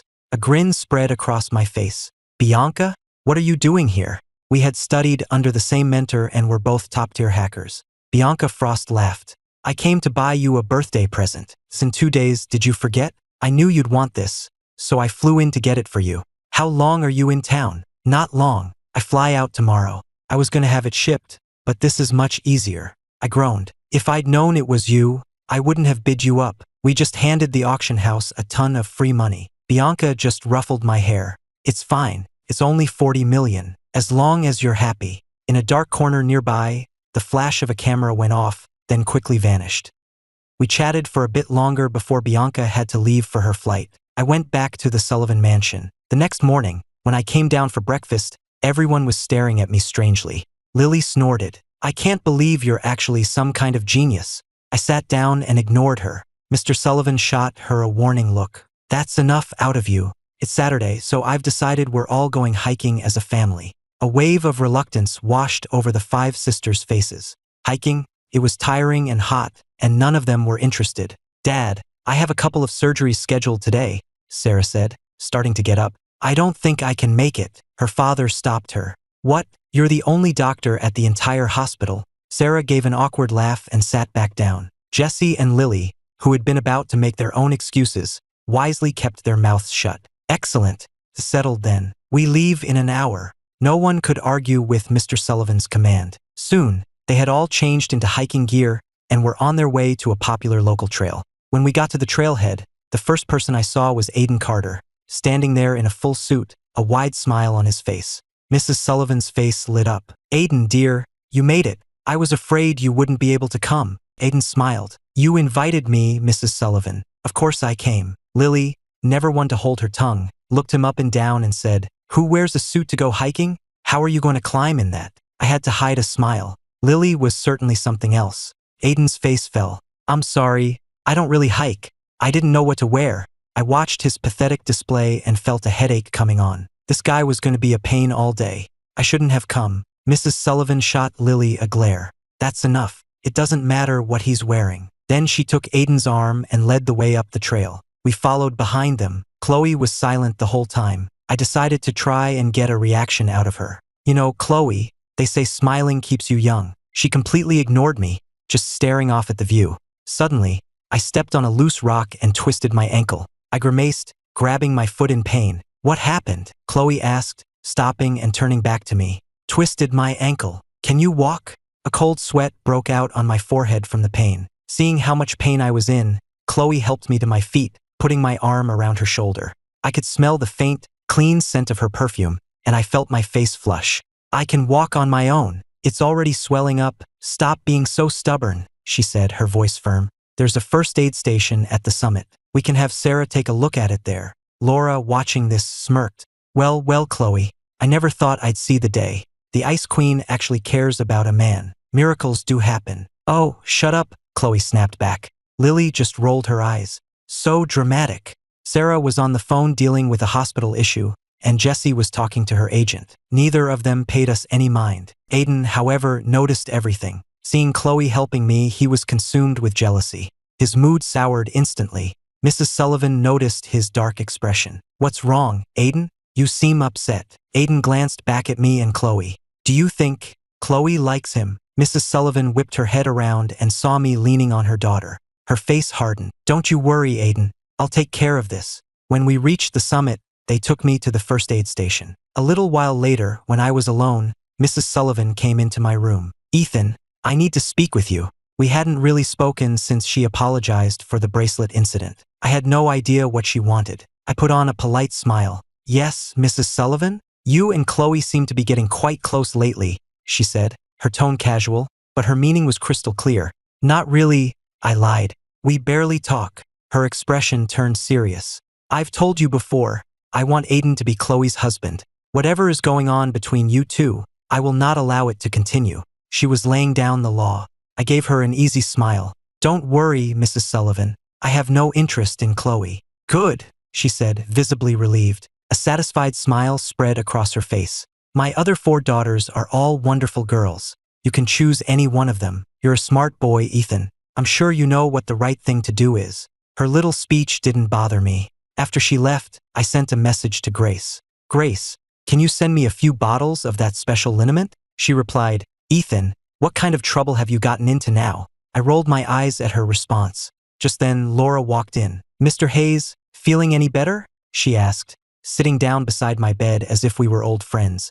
I kept my expression neutral. What can I do for you, Miss Sullivan? I just came to see how you were, she said with a smile that was impossible to read. I didn't remember having any real conversation with her before. This felt like a wolf visiting a sheep. If you have something to say, just say it. A sly smile played on her lips. And what if I said I'm a little interested in you? I had to stop myself from rolling my eyes. Do you really expect me to believe that? She leaned in closer, her smile growing. Why not? You don't believe me? That hurts my feelings. I gave her a look. Please have some self-respect. She just laughed. I'm serious, Ethan. At that exact moment, Chloe pushed the door open and saw Laura leaning intimately over me. Chloe's eyes darkened. Am I interrupting something? The scene was clearly not what she had expected. Laura saw the look on her sister's face and felt a surge of triumph. Not at all. We were just both so worried about Ethan. She deliberately used my first name, her voice dripping with false intimacy. Was Laura actually interested in me? A complex, unreadable expression crossed Chloe's face. She just grunted in acknowledgement and walked out. Laura, having successfully gotten under her sister's skin, was in a great mood. As she left, she told me to take good care of myself. The atmosphere was thick with unspoken tension. That, combined with my injury, prompted Mr. Sullivan to call an end to the outing. They all headed home, and I was taken to the hospital where Sarah worked. Mr. Sullivan paid me a visit at the hospital. He looked at me, a sad, nostalgic look in his eyes. Ethan, how are you feeling? I'm so sorry about this. My children should have been looking out for you. I felt a warmth spread through my chest. Sir, it was my own fault. I wasn't watching where I was going. It had nothing to do with them. He took my hand. Ethan, I want you to know whichever of my daughters marries you, I will give her a 20% stake in the Sullivan Group, plus our 20 properties in the city. No one will ever mistreat you. It was a solemn promise. I was deeply moved. Just outside the door, Sarah was about to knock when she overheard her father's words. She froze, her hand hovering in midair. Marrying Ethan Hayes meant getting all of that? Each of the sisters only held a 5% stake in the company, but his future wife would get 20%. Mr. Sullivan said a few more words, then took a call and had to rush off. Sarah stood in the hallway, trying to contain her excitement. She took a deep breath to compose herself before finally walking into my room. The moment she saw me, her expression softened. She came over to my bed and gently examined my ankle. Does this still hurt? Even though I knew she was just being a doctor, her touch made me feel strangely uncomfortable. I forced a smile. It's much better, thanks. She gave me a warm, gentle smile. I'm glad. If you need anything at all, don't hesitate to call me. Her sudden attentiveness was unsettling. I couldn't figure out why Sarah, who had been so cold to me before, was suddenly acting so concerned. I was still puzzling over it long after she left. In the days I spent in the hospital, Chloe never once came to visit. I knew it was a relatively quiet period for the company, so she shouldn't have been that busy. I figured she was avoiding me because of what happened with Laura at the hiking trail. So, on my first day back at work, I made a point of telling everyone I was riding with Chloe. Miss Sullivan is so kind. I'm sure she won't mind giving me a lift, I said, hopping into her passenger seat and buckling up. Why don't you ride with Laura? Chloe asked, her voice flat. I just smiled. Because I prefer your car. Now hurry up, or we'll be late. Unable to argue, she had no choice but to drive me to work. On the way, I just stared out the window, the wind messing up my hair. Finally, Chloe broke the silence. What's going on between you and Laura? I turned to look at her. Nothing. But the other day, you too. She began, hesitating. I just smiled, believing the first thing you see without asking questions. That doesn't seem very smart, Chloe. And you're a very smart woman. She was taken aback for a second, and then the corners of her mouth turned up in a small smile. I saw it and pounced. What's this? You're so concerned about my love life. Chloe, don't tell me you're starting to like me. Her face immediately flushed. You talk too much. I burst out laughing. The great Chloe Sullivan, blushing. This was priceless. To stop me from saying anything else, she floored it and we got to the office in record time. When I walked into the design department, I saw an unwelcome face. Aiden Carter was sitting at the department head's desk. He beamed when he saw me. Ethan, you're back. Are you feeling all better? He asked, though I knew he wished I'd never recover. I just waved a hand dismissively. Thanks for your concern, Mr. Carter.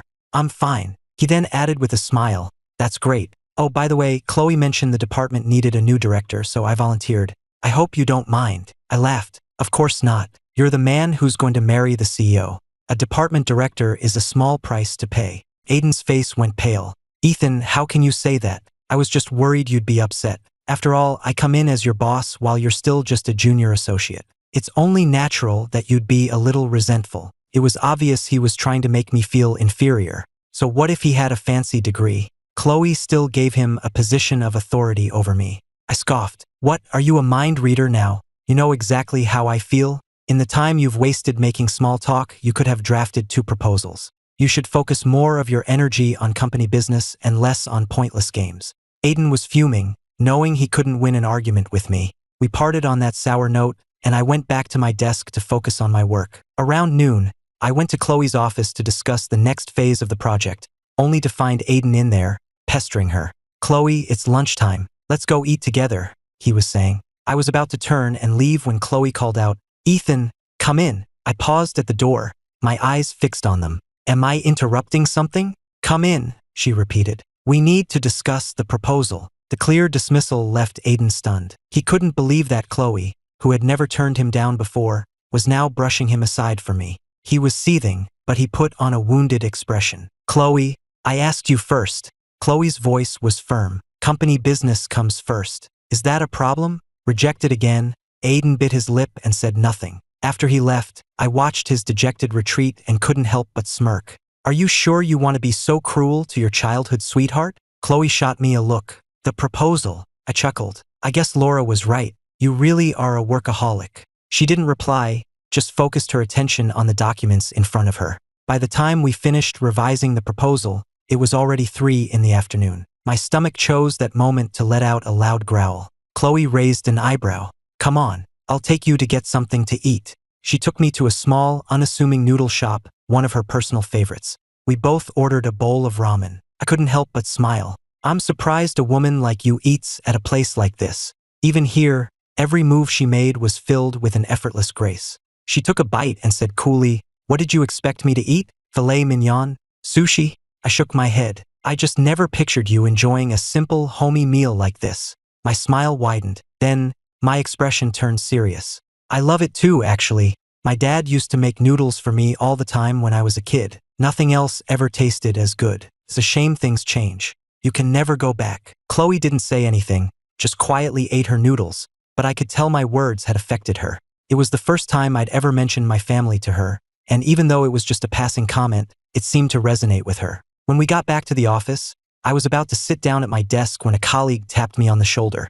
"Ethan, you need to see this. Check Twitter. You're in trouble." My stomach dropped. I pulled up Twitter, and the headline was impossible to miss. Ethan Hayes, Sullivan fiancé, caught in intimate moment with mystery blonde. Inside Ethan Hayes' double life. Is the Sullivan heiress's fiancé a secret womanizer? The Ethan Hayes saga. With so many women, who will win his heart? The post included a blurry photo from the underground auction, showing me and Bianca. We were both laughing, and the angle made it look incredibly intimate. Even though we were both wearing sunglasses, you could still tell it was us. I narrowed my eyes, a cold fury rising in me. I knew exactly who was responsible for this. I immediately called Grace and told her to kill the story. At the same time, I got a summons from Mr. and Mrs. Sullivan to return to the mansion immediately. As I was leaving the office, I saw Chloe heading out as well. She just gave me a single, cool glance before turning and walking away without a word. She had clearly seen the news. I walked into the Sullivan mansion to find the entire family waiting for me. Mrs. Sullivan immediately launched into a tirade. "I thought you were a decent young man. I never imagined you were this kind of person." I frowned but didn't argue, just saying quietly, "It's a misunderstanding." Her anger flared. "You don't have to like my daughters. But how dare you promise to get to know them while you're sneaking around with other women? Have you no respect for your agreement with Robert?" I knew if I didn't clear this up, I would lose Mr. Sullivan's trust as well. Lily, who had never liked me, sneered, "Ethan, the proof is right there in the picture. Just admit it." I shook my head. "It's not what it looks like. She's just a friend from my past, someone I studied with." Lily's gaze was icy. "Even so, that looked pretty intimate for just a friend. The evidence is right there, and you're still making excuses." Mr. Sullivan frowned, his expression conflicted. He looked at me and asked calmly, "Ethan, is it true? Are you involved with this woman?" I met his gaze and said steadily, "Mr. Sullivan, she is just an old friend. If you don't believe me, I can call her right now." Mrs. Sullivan sneered. "And what would a phone call prove? You could have coached her on what to say." Just then, Jessie, who had been scrolling on her phone, gasped, "You guys, look at Twitter. A famous international celebrity just posted something. It's the woman from the picture." The tweet read, "I am happily engaged and getting married this June. Ethan Hayes is like a little brother to me. Our shared mentor asked me to look out for him. There is nothing more to it. I hope everyone will stop spreading these hurtful rumors and leave him alone." Bianca Frost was a huge international star. No one would dare question her word. Instantly, the narrative shifted. People started wondering who took the photo in the first place, and who would be pathetic enough to try and frame me. Mrs. Sullivan, who had been so furious moments before, was suddenly silent. A satisfied smile spread across Mr. Sullivan's face. "I knew it. My faith in you was not misplaced. Ethan, I'm sorry you had to go through that." I nodded and smiled. "Thank you for trusting me, sir." Lily looked a little embarrassed. She rubbed her nose and said stubbornly, "I'm sorry, but I still don't like you." I gave her an indifferent glance. "All right, it's over," Mr. Sullivan announced, waving a hand dismissively. "Let's drop it." With that, the family meeting was adjourned. Chloe stood a short distance away, watching me handle the situation with a calm and steady demeanor. I could see a new emotion in her eyes. I caught her gaze, tilted my head, and smiled. "Did you think I was cheating too?" She didn't answer, which was an answer in itself. She admitted to herself that the photo had bothered her, but she hadn't been ready to believe the worst of me. I looked at her, my own smile fading. The moment the crisis was over, I had Grace investigate the source of the leak. Unsurprisingly, it was Aiden. He had paid off a photographer to get the picture and leak it to the press. It seemed the hit his company took wasn't enough to keep him in line. Grace sent out the directive immediately. All existing and future contracts between Azure Holdings and Carter Corp were terminated. All current joint ventures were to be dissolved immediately, regardless of the penalty fees. Grace's voice was cold. It was Aiden again. "Don't worry, Ethan. I won't let him get away with it this time." Losing their partnership with Azure would cost Carter Corp a massive source of revenue, easily in the hundreds of millions. Azure Holdings publicly announced the termination of their partnership with Carter Corp, which made Chloe suspicious. Every time something bad happened to me, Carter Corp seemed to suffer a major setback. Was Grace using her power to get revenge on Aiden on my behalf? One day, as I was finishing up a proposal and getting ready to leave, Chloe stopped me. "The crisis at Carter Corp, was that you?" I paused, then laughed. What? You think I have the power to cripple a company that size? Her expression was grave. Maybe not you, but Grace Vaughn does. Azure Holdings does. Ethan, I know Aiden can be difficult, but you don't have to go after him like this. My voice turned to ice. You're very concerned about him. So concerned you're here accusing me on his behalf. Chloe frowned. That wasn't what she meant at all. I looked her straight in the eye. And are you sure Aiden is as innocent as you think he is? She remembered how, as a child, he would cry if he accidentally stepped on an ant. I don't think he's a bad person deep down, she said quietly. I stood up. If that's what you believe, then there's nothing more to say. My voice was flat. Carter Corp's crisis is its own making. Azure's decision to cut ties has nothing to do with me. If you're so determined to find a conspiracy, maybe you should call the CEO of Azure and ask them yourself, instead of harassing your employees. With that, I turned and walked out. The Sullivan Group's annual anniversary gala was coming up, a major event with a guest list of the city's elite. Chloe put Aiden in charge of planning the entire thing. When I heard the news, the pen in my hand faltered. So she really did like him. No wonder she was always defending him. Her heart was already taken. After work, I called Grace and told her to meet me at a bar.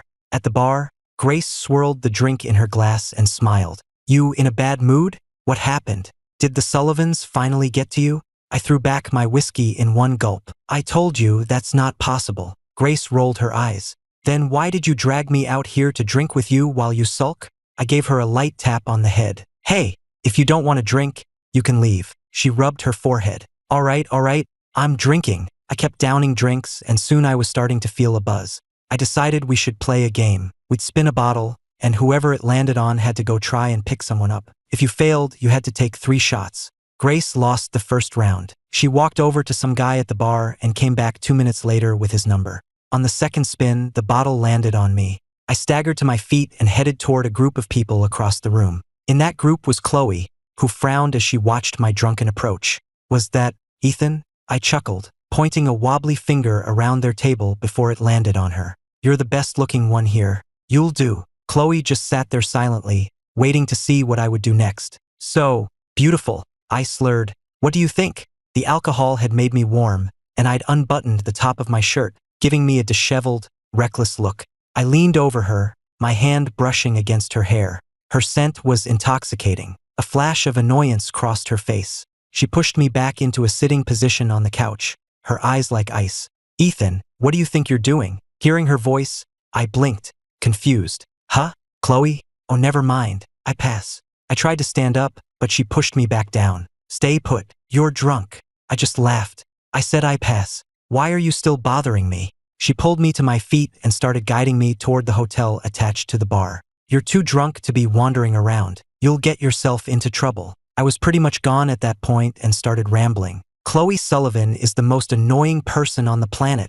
Her expression hardened. Why do you hate her? She asked. That question seemed to open the floodgates. I started complaining. Why does she never believe me? She always takes other people's side against me. It's so unfair. Chloe sighed. She cares about you. She's not trying to hurt you. I frowned. You're lying. She likes Aiden. That's why she always helps him bully me. She had never seen me like this, acting like a hurt little kid. It was surprisingly endearing. She'll believe you in the future, she said softly, and she won't let anyone hurt you. But she likes Aiden, I mumbled. She'll always choose him. With that, I finally passed out. Chloe looked down at my sleeping face and whispered, When did I ever say I liked Aiden? I woke up late the next morning with a pounding headache. I checked my phone to see a flood of missed calls and messages, all from Grace. I sent her a quick text to let her know I was alive, then tried to piece together the previous night. I remembered seeing Chloe and hitting on her. After that, it was all a blur. I rubbed my temples, got cleaned up, and headed to the office. Aiden was getting a lot of praise for the gala he had planned, and everyone was fawning over him, the childhood friend of the Sullivan sisters. Mr. Carter, you and Ms. Sullivan go way back, don't you? You two must be very close. It's clear she's very fond of you. I couldn't put a name to the feeling in my gut. I just went back to my desk, but I could still overhear their gossip. Then someone asked, but isn't Ethan Hayes the one with the marriage pact? What if he chooses Ms. Sullivan? Aiden's smile vanished, his face clouding over, but he quickly recovered, forcing a smile. Oh, Ethan doesn't like Chloe. He told me so himself. Don't worry. I heard his blatant lie and couldn't help but laugh out loud. Mr. Carter, We barely know each other. Why would I ever tell you something like that? Aiden hadn't realized I was standing there. His face fell, but he mumbled, "That's what you said. But it's okay if you've changed your mind. After all, Chloe is." I just laughed. What's the matter?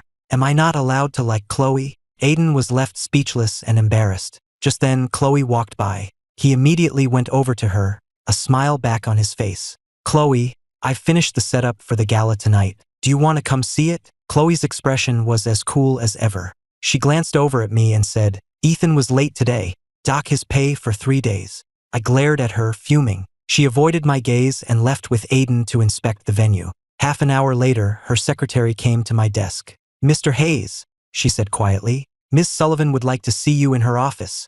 The last thing I wanted was to talk to her, but the secretary looked so nervous that I sighed and went to her office. "You wanted to see me?" I asked, stopping a good distance from her desk. She pointed to a large box on her desk. "You're my date to the gala tonight." It was an invitation, but it sounded more like a command. I was surprised. "Me? Your childhood sweetheart won't be happy about that." She frowned, clearly not in the mood for banter. She picked up the box and pushed it into my hands. "This is your tuxedo for tonight. Make sure you wear it." I crossed my arms and grinned. "And what if I say no?" Her voice was low and serious. "Then I'll dock your pay for half a month." I was speechless.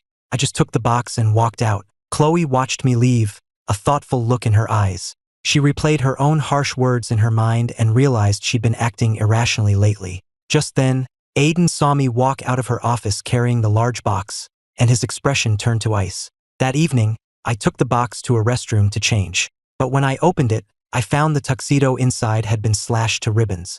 It was obviously deliberate. I threw the ruined tux in the trash and was about to go find a replacement when I realized the door had been locked from the outside. I pulled out my phone to call for help, but the battery was dead. I frowned. This was not my day. Meanwhile, Chloe was waiting, and I was nowhere to be seen. She started to feel uneasy. She tried calling my phone, but it went straight to voicemail, which only made her more worried. Just as she was about to go look for me, Aiden appeared, a warm smile on his face. "Chloe, are you waiting for someone?" he asked. She nodded, her eyes still scanning the crowd. Seeing her distracted state, he said gently, "Chloe, I just saw Ethan. He said he had to run to the restroom and didn't want to hold you up, so he said we should go on in without him." He said it with such sincerity that it sounded completely plausible. Chloe nodded and walked into the gala with him. The reporters at the entrance immediately started snapping photos of the two of them together.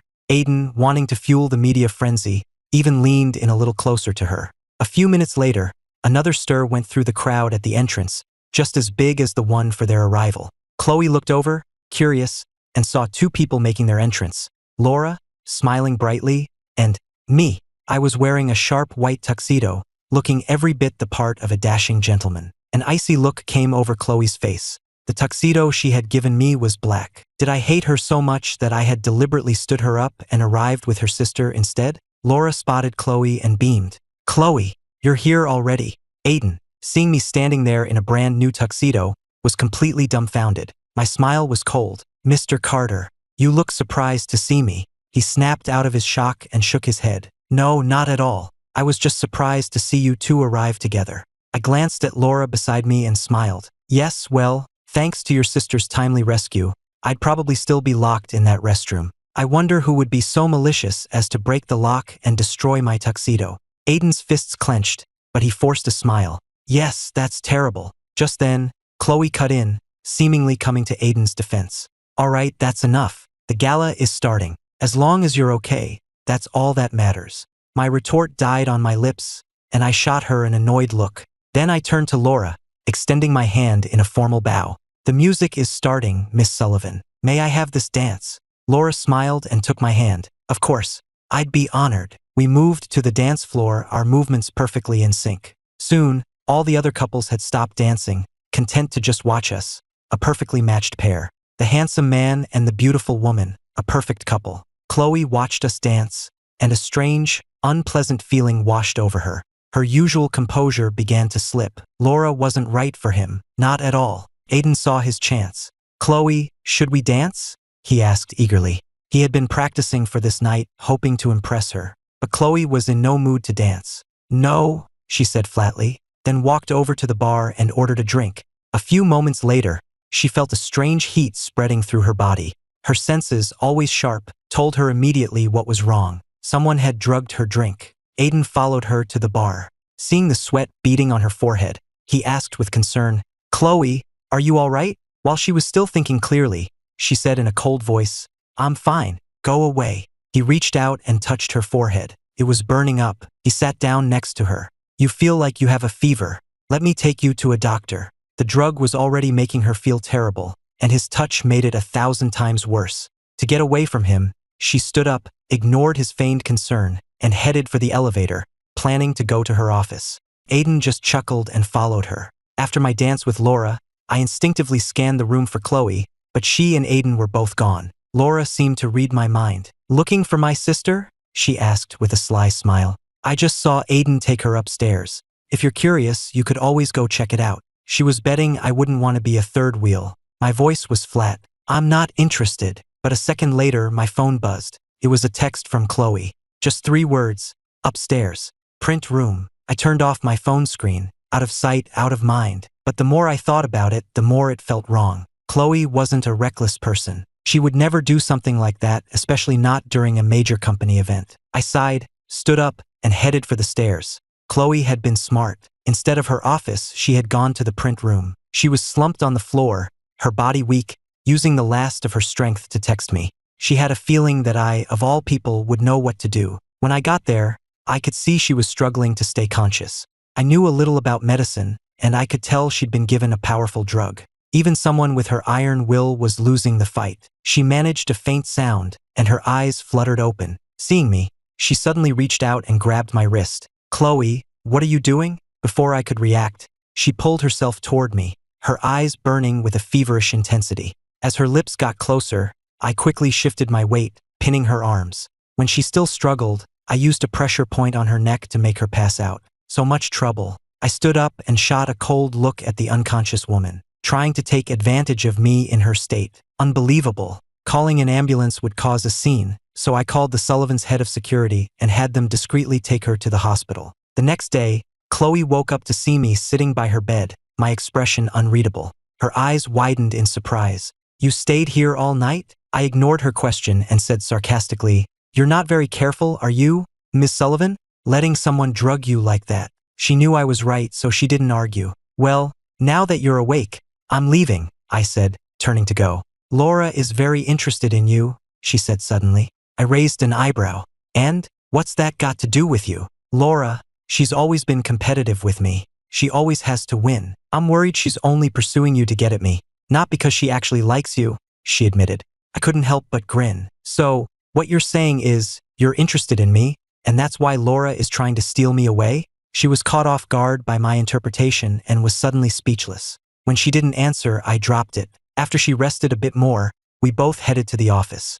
Aiden's plan had failed, and he was clearly furious, shooting me a hateful look the moment he saw me. Where had they been all night? And Chloe had been drugged? Did they? The more he thought about it, the more his imagination ran wild, and he started glaring at me with pure venom in his eyes. I couldn't resist messing with him. "Mr. Carter, are you curious about what we did last night?" His face contorted. "What did you do last night?" "Last night," I said with a smirk. "A man and a woman, all alone. What do you think happened?" Aiden's fists were clenched so tight his knuckles were white, his eyes bloodshot with rage. After work, I took a cab home myself instead of riding with Chloe. At dinner, Jessie mentioned she was shooting a music video for her new song the next day. Mr. Sullivan thought it would be a good opportunity for us to spend time together and suggested I go along. Lily immediately protested, "Dad, he'll just get in the way." Ever since the kidnapping incident, Lily had decided I was a trouble magnet. So, just to annoy her, I said, "That sounds great. I'd love to go." She looked like she was about to explode and shot me a look that could kill. The next morning, I went with Jessie to the video shoot. The new song was a sweet, melodic love song, perfectly suited for the current pop charts. I knew from the first few bars it was going to be a massive hit. "It's a great song," I commented, "but if you lowered the key a little at the end and made the vocals a bit more intimate, it would be even better." Jessie looked at me surprised. I actually knew something about music. I saw her expression and just smiled, saying nothing more. Of course, a love song needs a male lead, but after waiting for hours, the actor still hadn't shown up. The director finally got him on the phone and found out he'd been in a car accident on the way to the set. He wouldn't be able to make it. The director was panicking. They had spent weeks casting the perfect actor, and now they'd never find a replacement on such short notice. Where was he going to find a handsome guy with that perfect, youthful energy? Suddenly, Jessie walked up to him. "Director, I think I have the perfect person." She pointed over to where I was sitting. The breeze was blowing through my hair, and I guess I looked the part of a young, romantic lead. The director's eyes lit up. "He's perfect." He came over and pitched the idea to me. I didn't want to let Jessie down, so I agreed. After a quick trip to hair and makeup, we started shooting. Thanks to my natural good looks and surprising acting ability, we wrapped up in no time. "I have an idea," Jessie said, her expression earnest. "Why don't you record the song with me? Since you're the star of the video, it would be even better if you were on the track too." She was so sincere I couldn't say no. I thought about it for a second and agreed. The day it was released, the song, titled Sweet Tea, exploded online. It shot straight to the top of the charts. Fans raved about the mystery male vocalist, whose voice was as smooth as velvet. They also noticed that his singing style was almost identical to that of the famous singer Xylo. "He's totally ripping off Xylo," one comment read. Soon, that accusation was everywhere. As the controversy grew, the song's streaming numbers started to take a hit. Jessie realized how serious the situation was and came straight to the Sullivan Group offices to find me. I was in a meeting with Chloe, discussing a new partnership, when she burst in. I just raised an eyebrow at the news. I couldn't help but laugh. "So, they're saying I'm a Xylo impersonator?" Jessie frowned at my casual attitude. "Ethan, this is serious." Seeing how calm I was, a wild thought suddenly occurred to Chloe. She didn't say anything, just watched me, a thoughtful expression on her face, waiting to see what I would do. I gave Jessie a reassuring smile. "Don't worry, I'll handle this. It won't affect your song." For some reason, my calm confidence was enough to put her completely at ease. "Okay," she said. Just then, Aiden knocked and walked in. Seeing us all gathered, he asked, "I heard there's some trouble with Jessie's new song. What's going on?" I just glanced at him and said nothing. Rebuffed, he tried to act helpful. "You know, if the accusations are true, the best thing to do would be to issue a public apology on Twitter. People might forgive you. An apology? At this point, that would be career suicide, not just for me but for Jessie too." I just said flatly, "I'm not going to apologize." Aiden immediately got agitated. "Ethan, even if you don't care about your own reputation, think about Jessie. If you have any decency, you'll apologize. This could ruin her career." I just replied calmly, "Don't worry, I won't let her take the fall for this." "Then what's your plan?" he demanded. "You can't deny it. The imitation is obvious." A spark of amusement lit in my eyes. "And what if I have another way out of this?" Aiden clearly didn't believe me. He had already looked into it. Xylo was a recluse who had dropped out of the public eye. There was no way Ethan Hayes was Xylo. He was already a highly accomplished academic. How could he possibly have time for a secret music career? The idea was laughable. Aiden's face was a mask of scorn. "What other plan could you possibly have? Are you going to tell everyone you're Xylo? Who's going to believe that?" I just said quietly, "Actually, I am." At my words, Jessie's jaw dropped. The man she was supposed to potentially marry was Xylo, the artist she admired more than anyone. Even Chloe looked surprised. Aiden just shook his head and sighed. "Stop lying. You're just digging yourself into a deeper hole." I didn't bother arguing. I just took out my phone, opened Twitter, and switched to a different account. A notification popped up on Jessie's phone. The one and only account she followed, an account that had been silent for over a year, had just posted a new tweet. It was only 4 words, but they were world-shaking. "I am Ethan Hayes." In an instant, the internet exploded. The tweet was retweeted millions of times. Fans were ecstatic. "I knew it. I told you Ethan was Xylo and you didn't believe me. In your face. Everyone who said he was an imitator can eat their words. So that's what Xylo looks like? He's so hot in the music video. He's handsome, talented, a genius, and he gets to choose between 5 gorgeous heiresses? This is literally the plot of a romance novel. Xylo's new song is amazing. My husband's voice is so sexy. I'm going to listen to it on repeat forever. Back off. He's my husband." In less than a minute, the entire narrative had flipped. The song's streaming numbers skyrocketed, surpassing their previous peak. The look on Aiden's face was priceless. How could Ethan Hayes possibly be Xylo? A toxic mix of disappointment, jealousy, and pure hatred washed over him. He clenched his fists, staring at my face, wanting nothing more than to punch it. But he restrained himself and forced out, "Well, I'm glad it all worked out." I just smiled. But a moment ago, Mr. Carter, you were accusing me of being a fraud. Don't you think you owe me an apology? He wanted to curse me out, but he forced a smile and said, I'm sorry, Ethan. I was mistaken. It's all right, I said magnanimously. I forgive you. He had come to watch me crash and burn, and now he couldn't stand to be in the room for another second. After he left, Jessie, who had finally composed herself, spoke, her voice trembling with excitement. Ethan, Xylo, you're my idol. I love your music so much. He had won the industry's highest award in his debut year and then vanished. No one had come close to his level of success since. I just smiled. It's no big deal. I'm just a regular guy. And I hope we can work together again soon. The thought of collaborating with her idol had Jessie practically floating on air.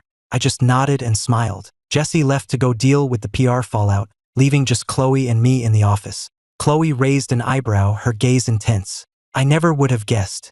You have a lot of hidden talents. I laughed. You're too kind, Miss Sullivan. Must you be so formal? For some reason, my polite, distant tone seemed to make her uncomfortable. I raised an eyebrow. How should I talk to you then? She paused, but didn't answer. When we got back to the mansion, the atmosphere between us was so strange that even her family noticed. Lily, noticing her sister's bad mood, suggested, I heard they opened a new track at Serpent's Pass. Want to go check it out? Mr. Sullivan smiled. That's a great idea. You should take Ethan with you. Lily pouted. Dad, he's a hick. He's probably never even been in a fast car. He'll probably just scream the whole time. Then her eyes lit up. I wonder if we'll see that guy who broke Chloe's record. He must be so cool and handsome. Seeing the worshipful look on her face, I calmly burst her bubble. That was me. She shot to her feet. No way. I don't believe you.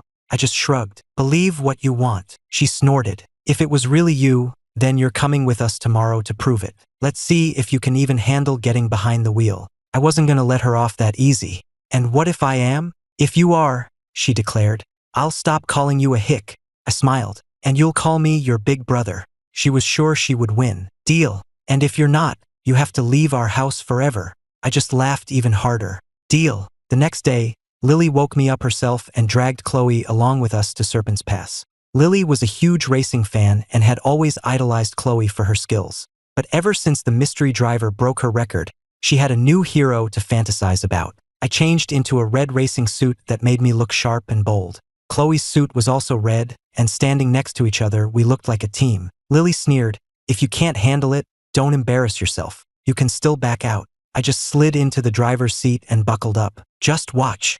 The engine roared to life and the car shot off the line like a rocket. Lily watched, still skeptical at first, but by the end of the run, her jaw was on the floor. He's. Chloe leaned over and whispered. I looked into it. The driver from last time. It was him. Chloe. Lily whined. Why didn't you tell me? Chloe just crossed her arms and said nothing. When I got out of the car, Lily's earlier bravado was gone. She shuffled over to me, looking at the ground, and mumbled, Ethan, big brother. I grinned and nodded. Good girl. Chloe looked at my confident smirk and said, how about we race? I just shook my head. I'm not racing you. Lily immediately jumped in. Come on, big brother, race her. I've never seen anyone beat my sister. A small smile played on Chloe's lips. Scared, my competitive streak flared up. Fine, you're on. This new track. First one back wins. We both got into our cars and at the signal we were off. I was clearly the more skilled driver, but Chloe was incredibly steady so she wasn't falling far behind. I was only a few feet ahead of her. I was about to hit the gas and pull away when I felt something wrong. Chloe noticed my hesitation. What is it? She asked over the comms. I glanced at the fuel gauge and said flatly, I'm out of gas. We were going at an incredible speed. If the engine cut out now, the car would spin out of control and the force would send me flying. Chloe saw the trail of gasoline leaking from the back of my car. Don't panic. Hold on. She floored it, pulling up right alongside me. You have to jump. I kept one hand on the wheel while I unbuckled my harness with the other. The sharp turns of the track made it nearly impossible. Finally, I got it free, stood up on my seat, and leaped. The momentum sent me tumbling right into Chloe's passenger seat, practically on top of her. I heard her grunt from the impact and asked anxiously, Chloe, are you okay? She shook her head, slowly bringing her car to a safer speed. Behind us, my car's engine seized. It spun out, flipped into the air, and crashed, a mangled wreck. When we got back to the base, Lily was frantic. She had heard the crash. What happened? she cried, rushing over to us. I heard a huge explosion. Was that your car? I helped Chloe out of the car. Her face was grim. I don't know, she said, her voice like ice. The car just ran out of gas. She told Lily to have someone from the track deal with the wreckage. I thought for a moment. I think someone did this on purpose. Chloe agreed. The track's cars were inspected daily. A sudden, catastrophic fuel leak was impossible. We went to check the security footage, but the recordings from the previous night were gone. Someone had deliberately erased them. With no evidence and no culprit, we were at a dead end. To be safe, Chloe suggested we head back to the mansion and figure out our next move there. Okay, I said. I'm just going to use the restroom first. I nodded and headed off. Inside the restroom, I made a quick call. I need you to pull the security footage from the main entrance to Serpent's Pass. Get me a list of everyone who's entered or exited in the last 48 hours. After that, I rejoined the two sisters and we left. When we got back to the mansion, the staff was decorating with balloons. It turned out tomorrow was Lily's 18th birthday. I decided I should probably go to the mall and get her a gift. Given her love of racing, I figured a custom racing suit would be the perfect gift. I went to a specialty shop, but nothing on the racks seemed quite right. I asked the clerk to show me their most exclusive, collector's edition suit. The clerk got approval from the manager and brought out the most expensive suit in the store. But before I could even touch it, a hand snatched it away. It was Aiden Carter. This is nice, he said. Clerk, wrap it up. The clerk looked uncomfortable. Mr. Carter, sir, this gentleman was looking at that first. Aiden didn't care. I said I want it. Didn't you hear me? But, sir. The clerk started to protest. Aiden cut her off arrogantly. But nothing. My family owns this mall. If you want to keep your job, you'll do as I say. The clerk shot me a nervous look. My expression was calm. I was here first. Surely you're not going to take it from me, Mr. Carter. So what if you were first? He sneered.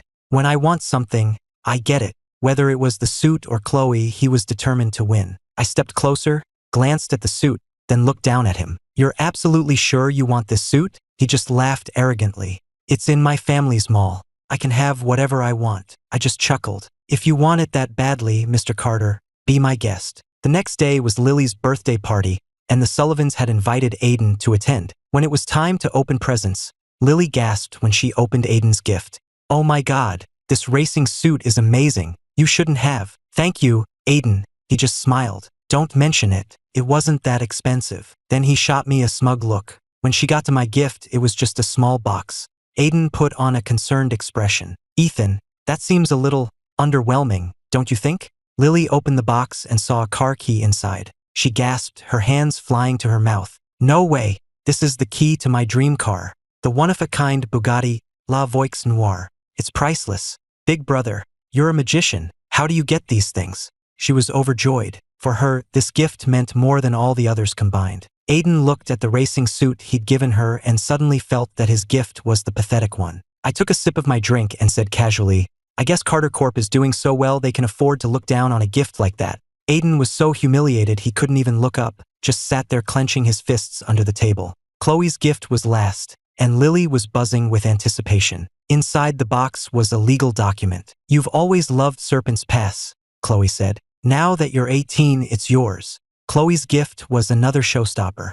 Compared to that, the presents from Laura, Sarah, and Jesse seemed modest. When the party was over, Mr. Sullivan arranged for a driver to take Aiden home. He looked outside and said, Could Chloe ride with me? I have something I'd like to talk to her about in private. Chloe declined politely. I'm sorry, I have some work to finish up. I don't have time. Oh, he said with an awkward smile. All right then, I'll just go by myself. Mrs. Sullivan immediately jumped in. Chloe, Aiden asked you to take him home. Just do it. But Mom, Chloe said, not moving. No buts. Are you trying to give me a heart attack? Mrs. Sullivan fumed, clutching her chest dramatically. You children will be the death of me. Defeated, Chloe agreed to ride with him. In the car, Aiden looked over at her. Chloe, thanks for this. She just stared out the window. Don't mention it. He was taken aback by her coldness. But Chloe, you used to like me so much when we were kids. You were always holding my hand, asking me to take you to get ice cream to go to the amusement park. Have you forgotten all that? She pursed her lips. We were just kids. I was young. But he said, turning to face her, his eyes filled with a deep, soulful look. But I love you. I've loved you for almost 10 years. A flicker of surprise crossed her face. What? His voice grew even more intense. Chloe, I've been in love with you since the first day I met you. I loved it when you followed me around everywhere. Didn't you know? My entire life, my only dream has been to marry you. His heartfelt confession did nothing to thaw her. Her voice was still ice. Aiden, find someone else. No, he said, suddenly leaning in to kiss her, but she pushed him away forcefully. Aiden, you need to get a grip. It's never going to happen between us, she said, her eyes cold. If you can't accept that, then we can't be friends anymore. When they arrived at his house, she had the driver turn around and head straight back without another word. Aiden watched the car drive away, a furious hatred building inside him. It was all because of that hick, Ethan Hayes. If it weren't for him, Chloe would never treat me like this. Ethan Hayes, you're going to pay for this. He suppressed his rage, took out his phone, and made a call. It was after 1 a.m. when Chloe finally got home. I was downstairs getting a glass of water when she walked in, looking exhausted. I couldn't resist a little jab. Decided to come home, did you? She ignored my question and asked one of her own. Why are you still awake?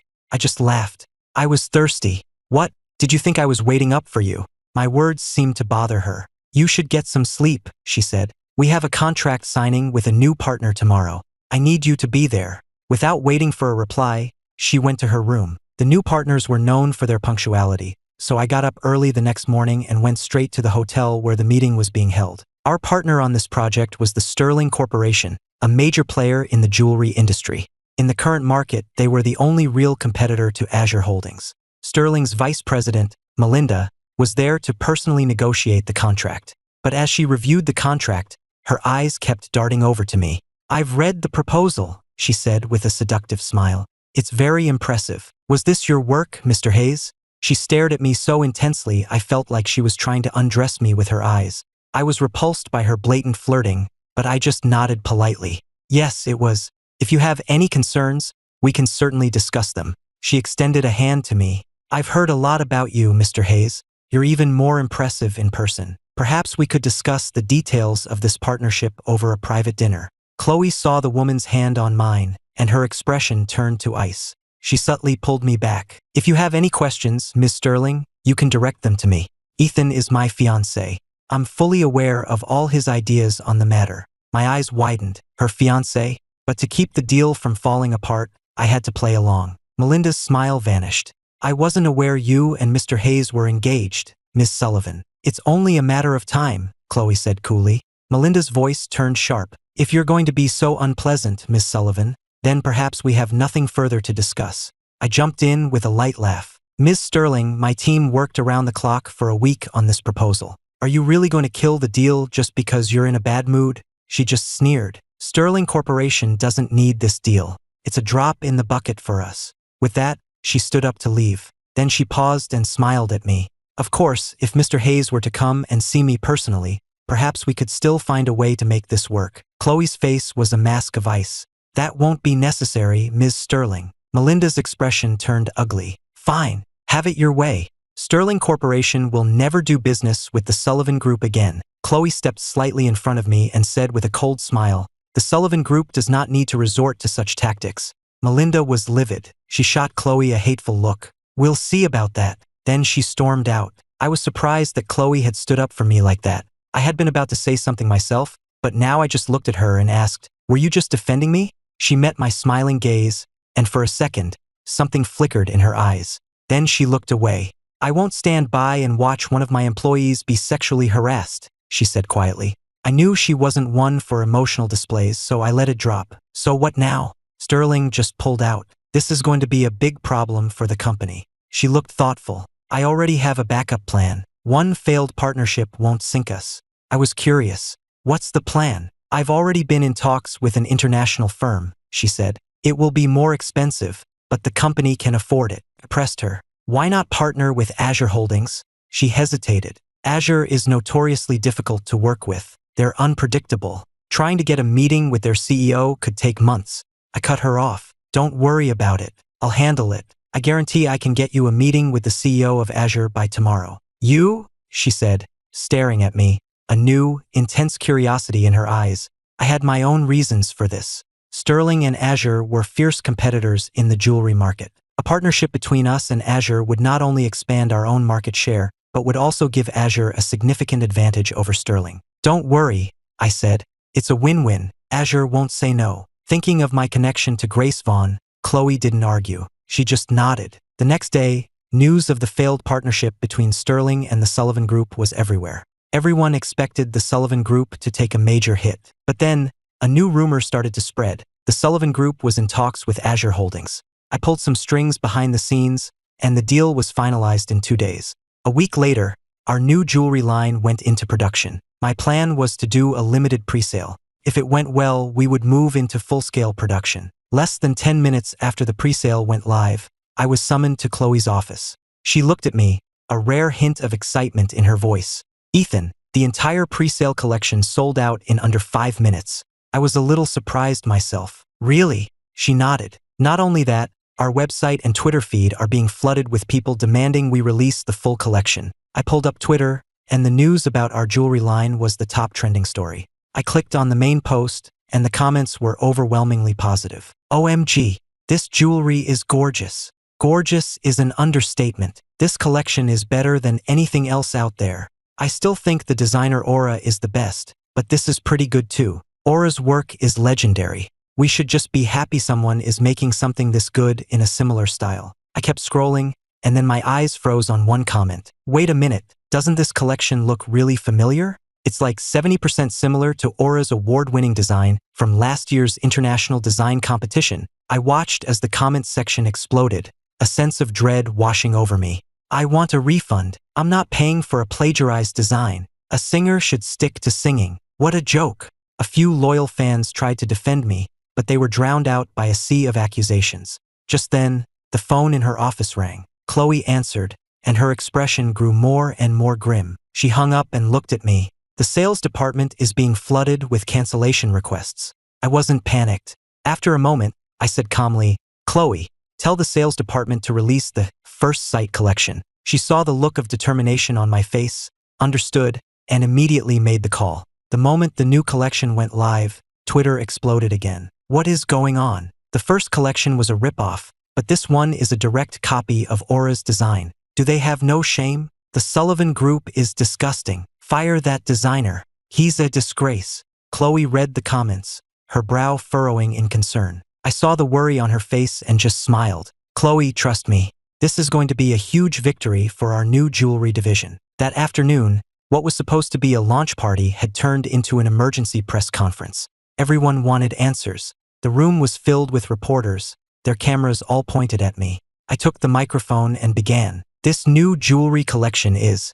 I was immediately cut off by a reporter. We just want to know why you plagiarized Aura's designs. Don't you have any original ideas of your own? I looked directly into the cameras. I did not plagiarize. The reporter scoffed. There are side-by-side comparisons all over the internet. Your First Love and First Sight collections are nearly identical to Aura's award-winning designs. How do you explain that? I looked at her smug face and raised an eyebrow. Has it ever occurred to you that I might be Aura? That's ridiculous, she shot back. Aura is a recluse. He's never made a public appearance. I found her certainty amusing. And what if I can prove that I am? A man in the crowd snorted. The great Aura has never shown his face. How could you possibly prove it? You're not him. I just shook my head, reached into my pocket, and pulled out a solid gold pen, encrusted with diamonds. Someone in the crowd recognized it and gasped. That's the grand prize trophy from the international design competition. He really is Aura. Someone else moved closer to get a better look. The official seal of the competition was engraved on the side. My God, he really is Aura. I ignored the gasps from the crowd and turned back to the man who had challenged me. So, do you still want to accuse me of plagiarism? The man's face went white. I kept a polite smile on my face. I hope that next time, you'll have some actual evidence before you make such accusations. The reporters were in a frenzy. The reclusive international art master was me, working for the Sullivan Group. This was an even bigger story than the plagiarism scandal. I changed the subject. This collection is designed for couples. The men's piece, First Sight, represents love at first sight. The women's piece, First Love, represents a love that grows over time. A beautiful sentiment. The press conference was a resounding success. That night, the entire collection sold out again. The next day, the Royal College of Art in London issued an official statement. congratulating the Sullivan Group on their successful launch and praising the work of their distinguished alumnus. The name of that alumnus was Ethan Hayes. It was the first time the true identity of the artist Aura had ever been revealed, and it came with an official endorsement from one of the most prestigious art schools in the world. Twitter went into a meltdown. I can't believe I hesitated. I actually doubted him. It's a real Aura design and I didn't get one. I hate myself. Same. I need one. Sullivan Group, please release more. My wife says she'll divorce me if I don't get her one. OMG, my husband Ethan is a genius artist too. I love him. Forget the Sullivan sisters. Choose me. I scrolled through my DMs, got annoyed, and just deleted the app. Watching the news, even Chloe was stunned. She truly never would have guessed that I was Aura. All the other strange things about me, she could somehow rationalize. First Xylo and now Aura. This man was a complete and utter mystery. We finished up at the office late and didn't get home until after 1 in the morning. We had both been too busy to eat, and my stomach was rumbling. Chloe, I'm going to make some noodles. Do you want a bowl? She hesitated for a second, then nodded. A few minutes later, I came back with 2 steaming bowls of noodles, each topped with a fried egg. She looked at the simple meal, took a bite, and a look of surprise crossed her face. It was actually good. I didn't know you could cook, she said. I puffed out my chest proudly. There's a lot you don't know about me. Suddenly, her tone shifted, becoming more serious. Ethan, just how many other secret identities do you have? I was taken aback for a second, then I laughed. Chloe, be honest. You're starting to like me, aren't you? You've been paying an awful lot of attention to me lately. It was too dark to see her expression, but I could hear the embarrassment in her voice. I'm just curious. She was curious, but it was more than that. She wanted to know everything. This man had a strange magnetism that pulled her in. My heart skipped a beat, and my smile widened. What's this? The great Miss Sullivan is finally taking an interest in me? Want to know what other secrets I'm hiding? This time, she didn't blush or get angry at my teasing. She just looked at me, her expression serious. After a moment, she said quietly, Ethan, you're not a simple man. Did you really come to our family just to honor your father's last wish? Her question was like a needle, piercing the casual facade I had carefully constructed. My smile faded, and for the first time, I let her see a glimpse of the real me. Yes, I said seriously. And no. Yes, because my father's wish was a promise I had to keep. And no, because coming here, meeting her, that had changed everything. I saw the question in her eyes, and I was about to explain when my phone rang, shattering the moment. It was an unknown number with an international country code. I frowned and answered, Ethan, it's me. The voice on the other end was soft and achingly familiar. For a second, I forgot how to breathe. It was a voice I had heard 1,000 times in my dreams, the same voice I'd heard from the mysterious woman at Jesse's concert. Mom! The word escaped my lips in a choked whisper. Chloe's eyes widened. She had clearly heard me. It's me, my son, the voice on the phone said, thick with emotion. I'm back. There are things I need to tell you in person. Meet me tomorrow morning, 10 o'clock, at the Serene Cup Tea House on the south side. The line went dead, but I just stood there, stunned. My mother, she was alive. It was something I had suspected, something Grace had hinted at, but I had never dared to truly believe it. And now it was real.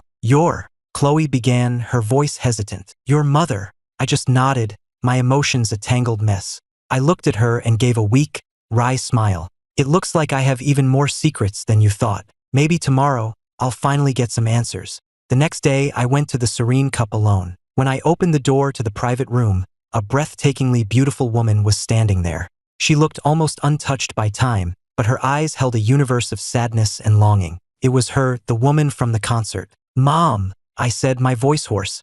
Evelyn Hayes, my mother, reached out and gently touched my face. You're all grown up. You're even more handsome than your father was. We sat down, and she poured me a cup of tea, then began to tell me a secret that had been buried for nearly 20 years. My mother, it turned out, was not who I thought she was. She was born into a powerful and secretive old family, the Ashworths. She and my father had fallen in love, but her family had forbidden it, intending for her to marry into another powerful dynasty. She and my father ran away together, hoping for a simple life, but a rival faction within her own family, led by her uncle, tried to have us all killed to secure their own power. That accident that crippled your father's leg, it was no accident. I had to fake my own death to escape, she said, her eyes welling with tears. If I had stayed, they would have never stopped hunting you. So I went abroad and built Azure Holdings from the ground up to create a fortress to protect you and your father, and to find the truth. I finally understood why Grace was so loyal, why Azure Holdings always had my back. It was all my mother, pulling the strings from behind the scenes. That Aiden Carter, she said, her voice turning sharp. His recent activities have me concerned.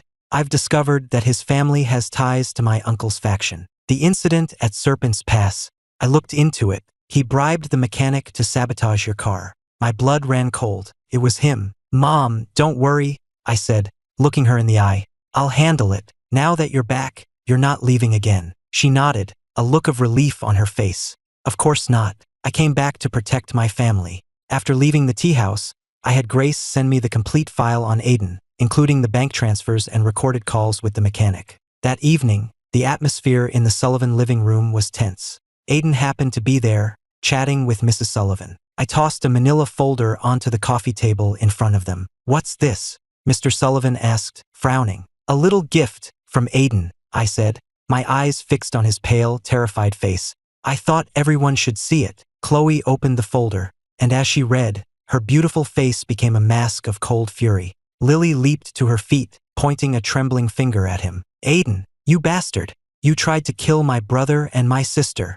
Mrs. Sullivan stared at him in disbelief, her lips trembling. Aiden, is this true? The evidence was undeniable. The mask of civility was finally stripped away, revealing the ugly, resentful person underneath. So what if it is? He snarled. If it wasn't for you, Ethan, Chloe would still love me. I should have been a part of this family. You Hick, you stole everything from me. Get him out of my house.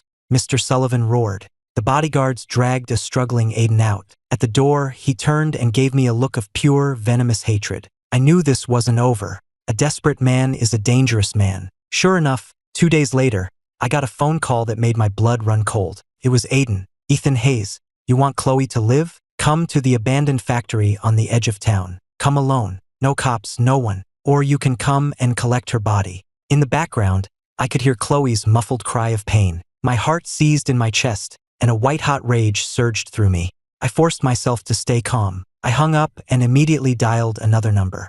Mom, they made their move. A silent war had begun. I didn't listen to Aiden's warning. The first thing I did was tell the entire Sullivan family what had happened. And in that moment, I saw them come together like never before. Mr. Sullivan used his connections to lock down the media and clear a path for us. Laura dropped everything, using her vast business network to pinpoint several key locations associated with the rival family faction. Jessie used her celebrity status to create a diversion, posting on Twitter that she was scouting locations for a new music video, sending the press on a wild goose chase. Sarah had a top surgical team on standby at her hospital. But the biggest surprise was Lily. She sat with a laptop, her fingers flying across the keyboard. Brother-in-law, she said, I've hacked the city's traffic grid and tracked their vehicle to abandoned factory number 3 on the edge of town. I've also jammed all cell signals in that area. They're cut off. I looked at the girl who had once called me a hick, and a wave of warmth washed over me. Good work. I wasn't going in alone. My mother's top security team from Azure was already with me. We moved on the factory like ghosts. Inside, Chloe was tied to a chair. Aiden stood next to a man with cold, dead eyes, an enforcer from the rival family. Ethan Hayes, you finally came, Aiden said with a crazed laugh. Tell me where your mother is, and sign over Azure Holdings, and I'll let her go. I walked toward them, my expression unervingly calm. You think you're in a position to make demands? Before the words were even out of my mouth, my team moved in. The factory erupted in a flurry of motion and violence.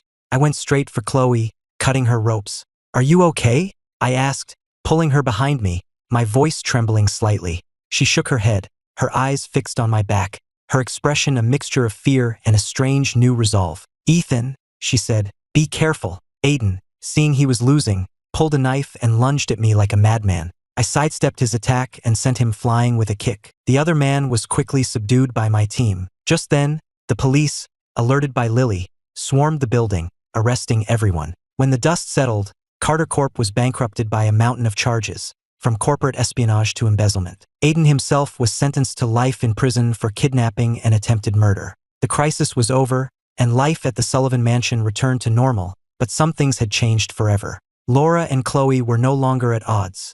Their relationship was warmer than it had ever been. Sarah realized that family was more important than wealth and started dedicating more of her time to a free clinic. And Jesse and Lily became my biggest and most vocal supporters. One sunny afternoon, Chloe and I were walking along the beach. "Thank you," she said suddenly. "For what?" I asked, smiling. "Thank you for coming into our lives. And thank you for saving me." She turned to look at me, and her eyes, usually so cool and distant, were now shining with a soft, warm light. "Ethan," she said quietly, "I think I'm in love with you." I froze, and then a wave of pure joy washed over me. I took her hand and brought it to my lips, kissing it gently. "What a coincidence, Chloe," I said. "Me too." 6 months later, we were married on a private island. The sky was a brilliant blue, the sand a perfect white. My mother, Evelyn, sat with Mr. and Mrs. Sullivan, all of them beaming with happiness.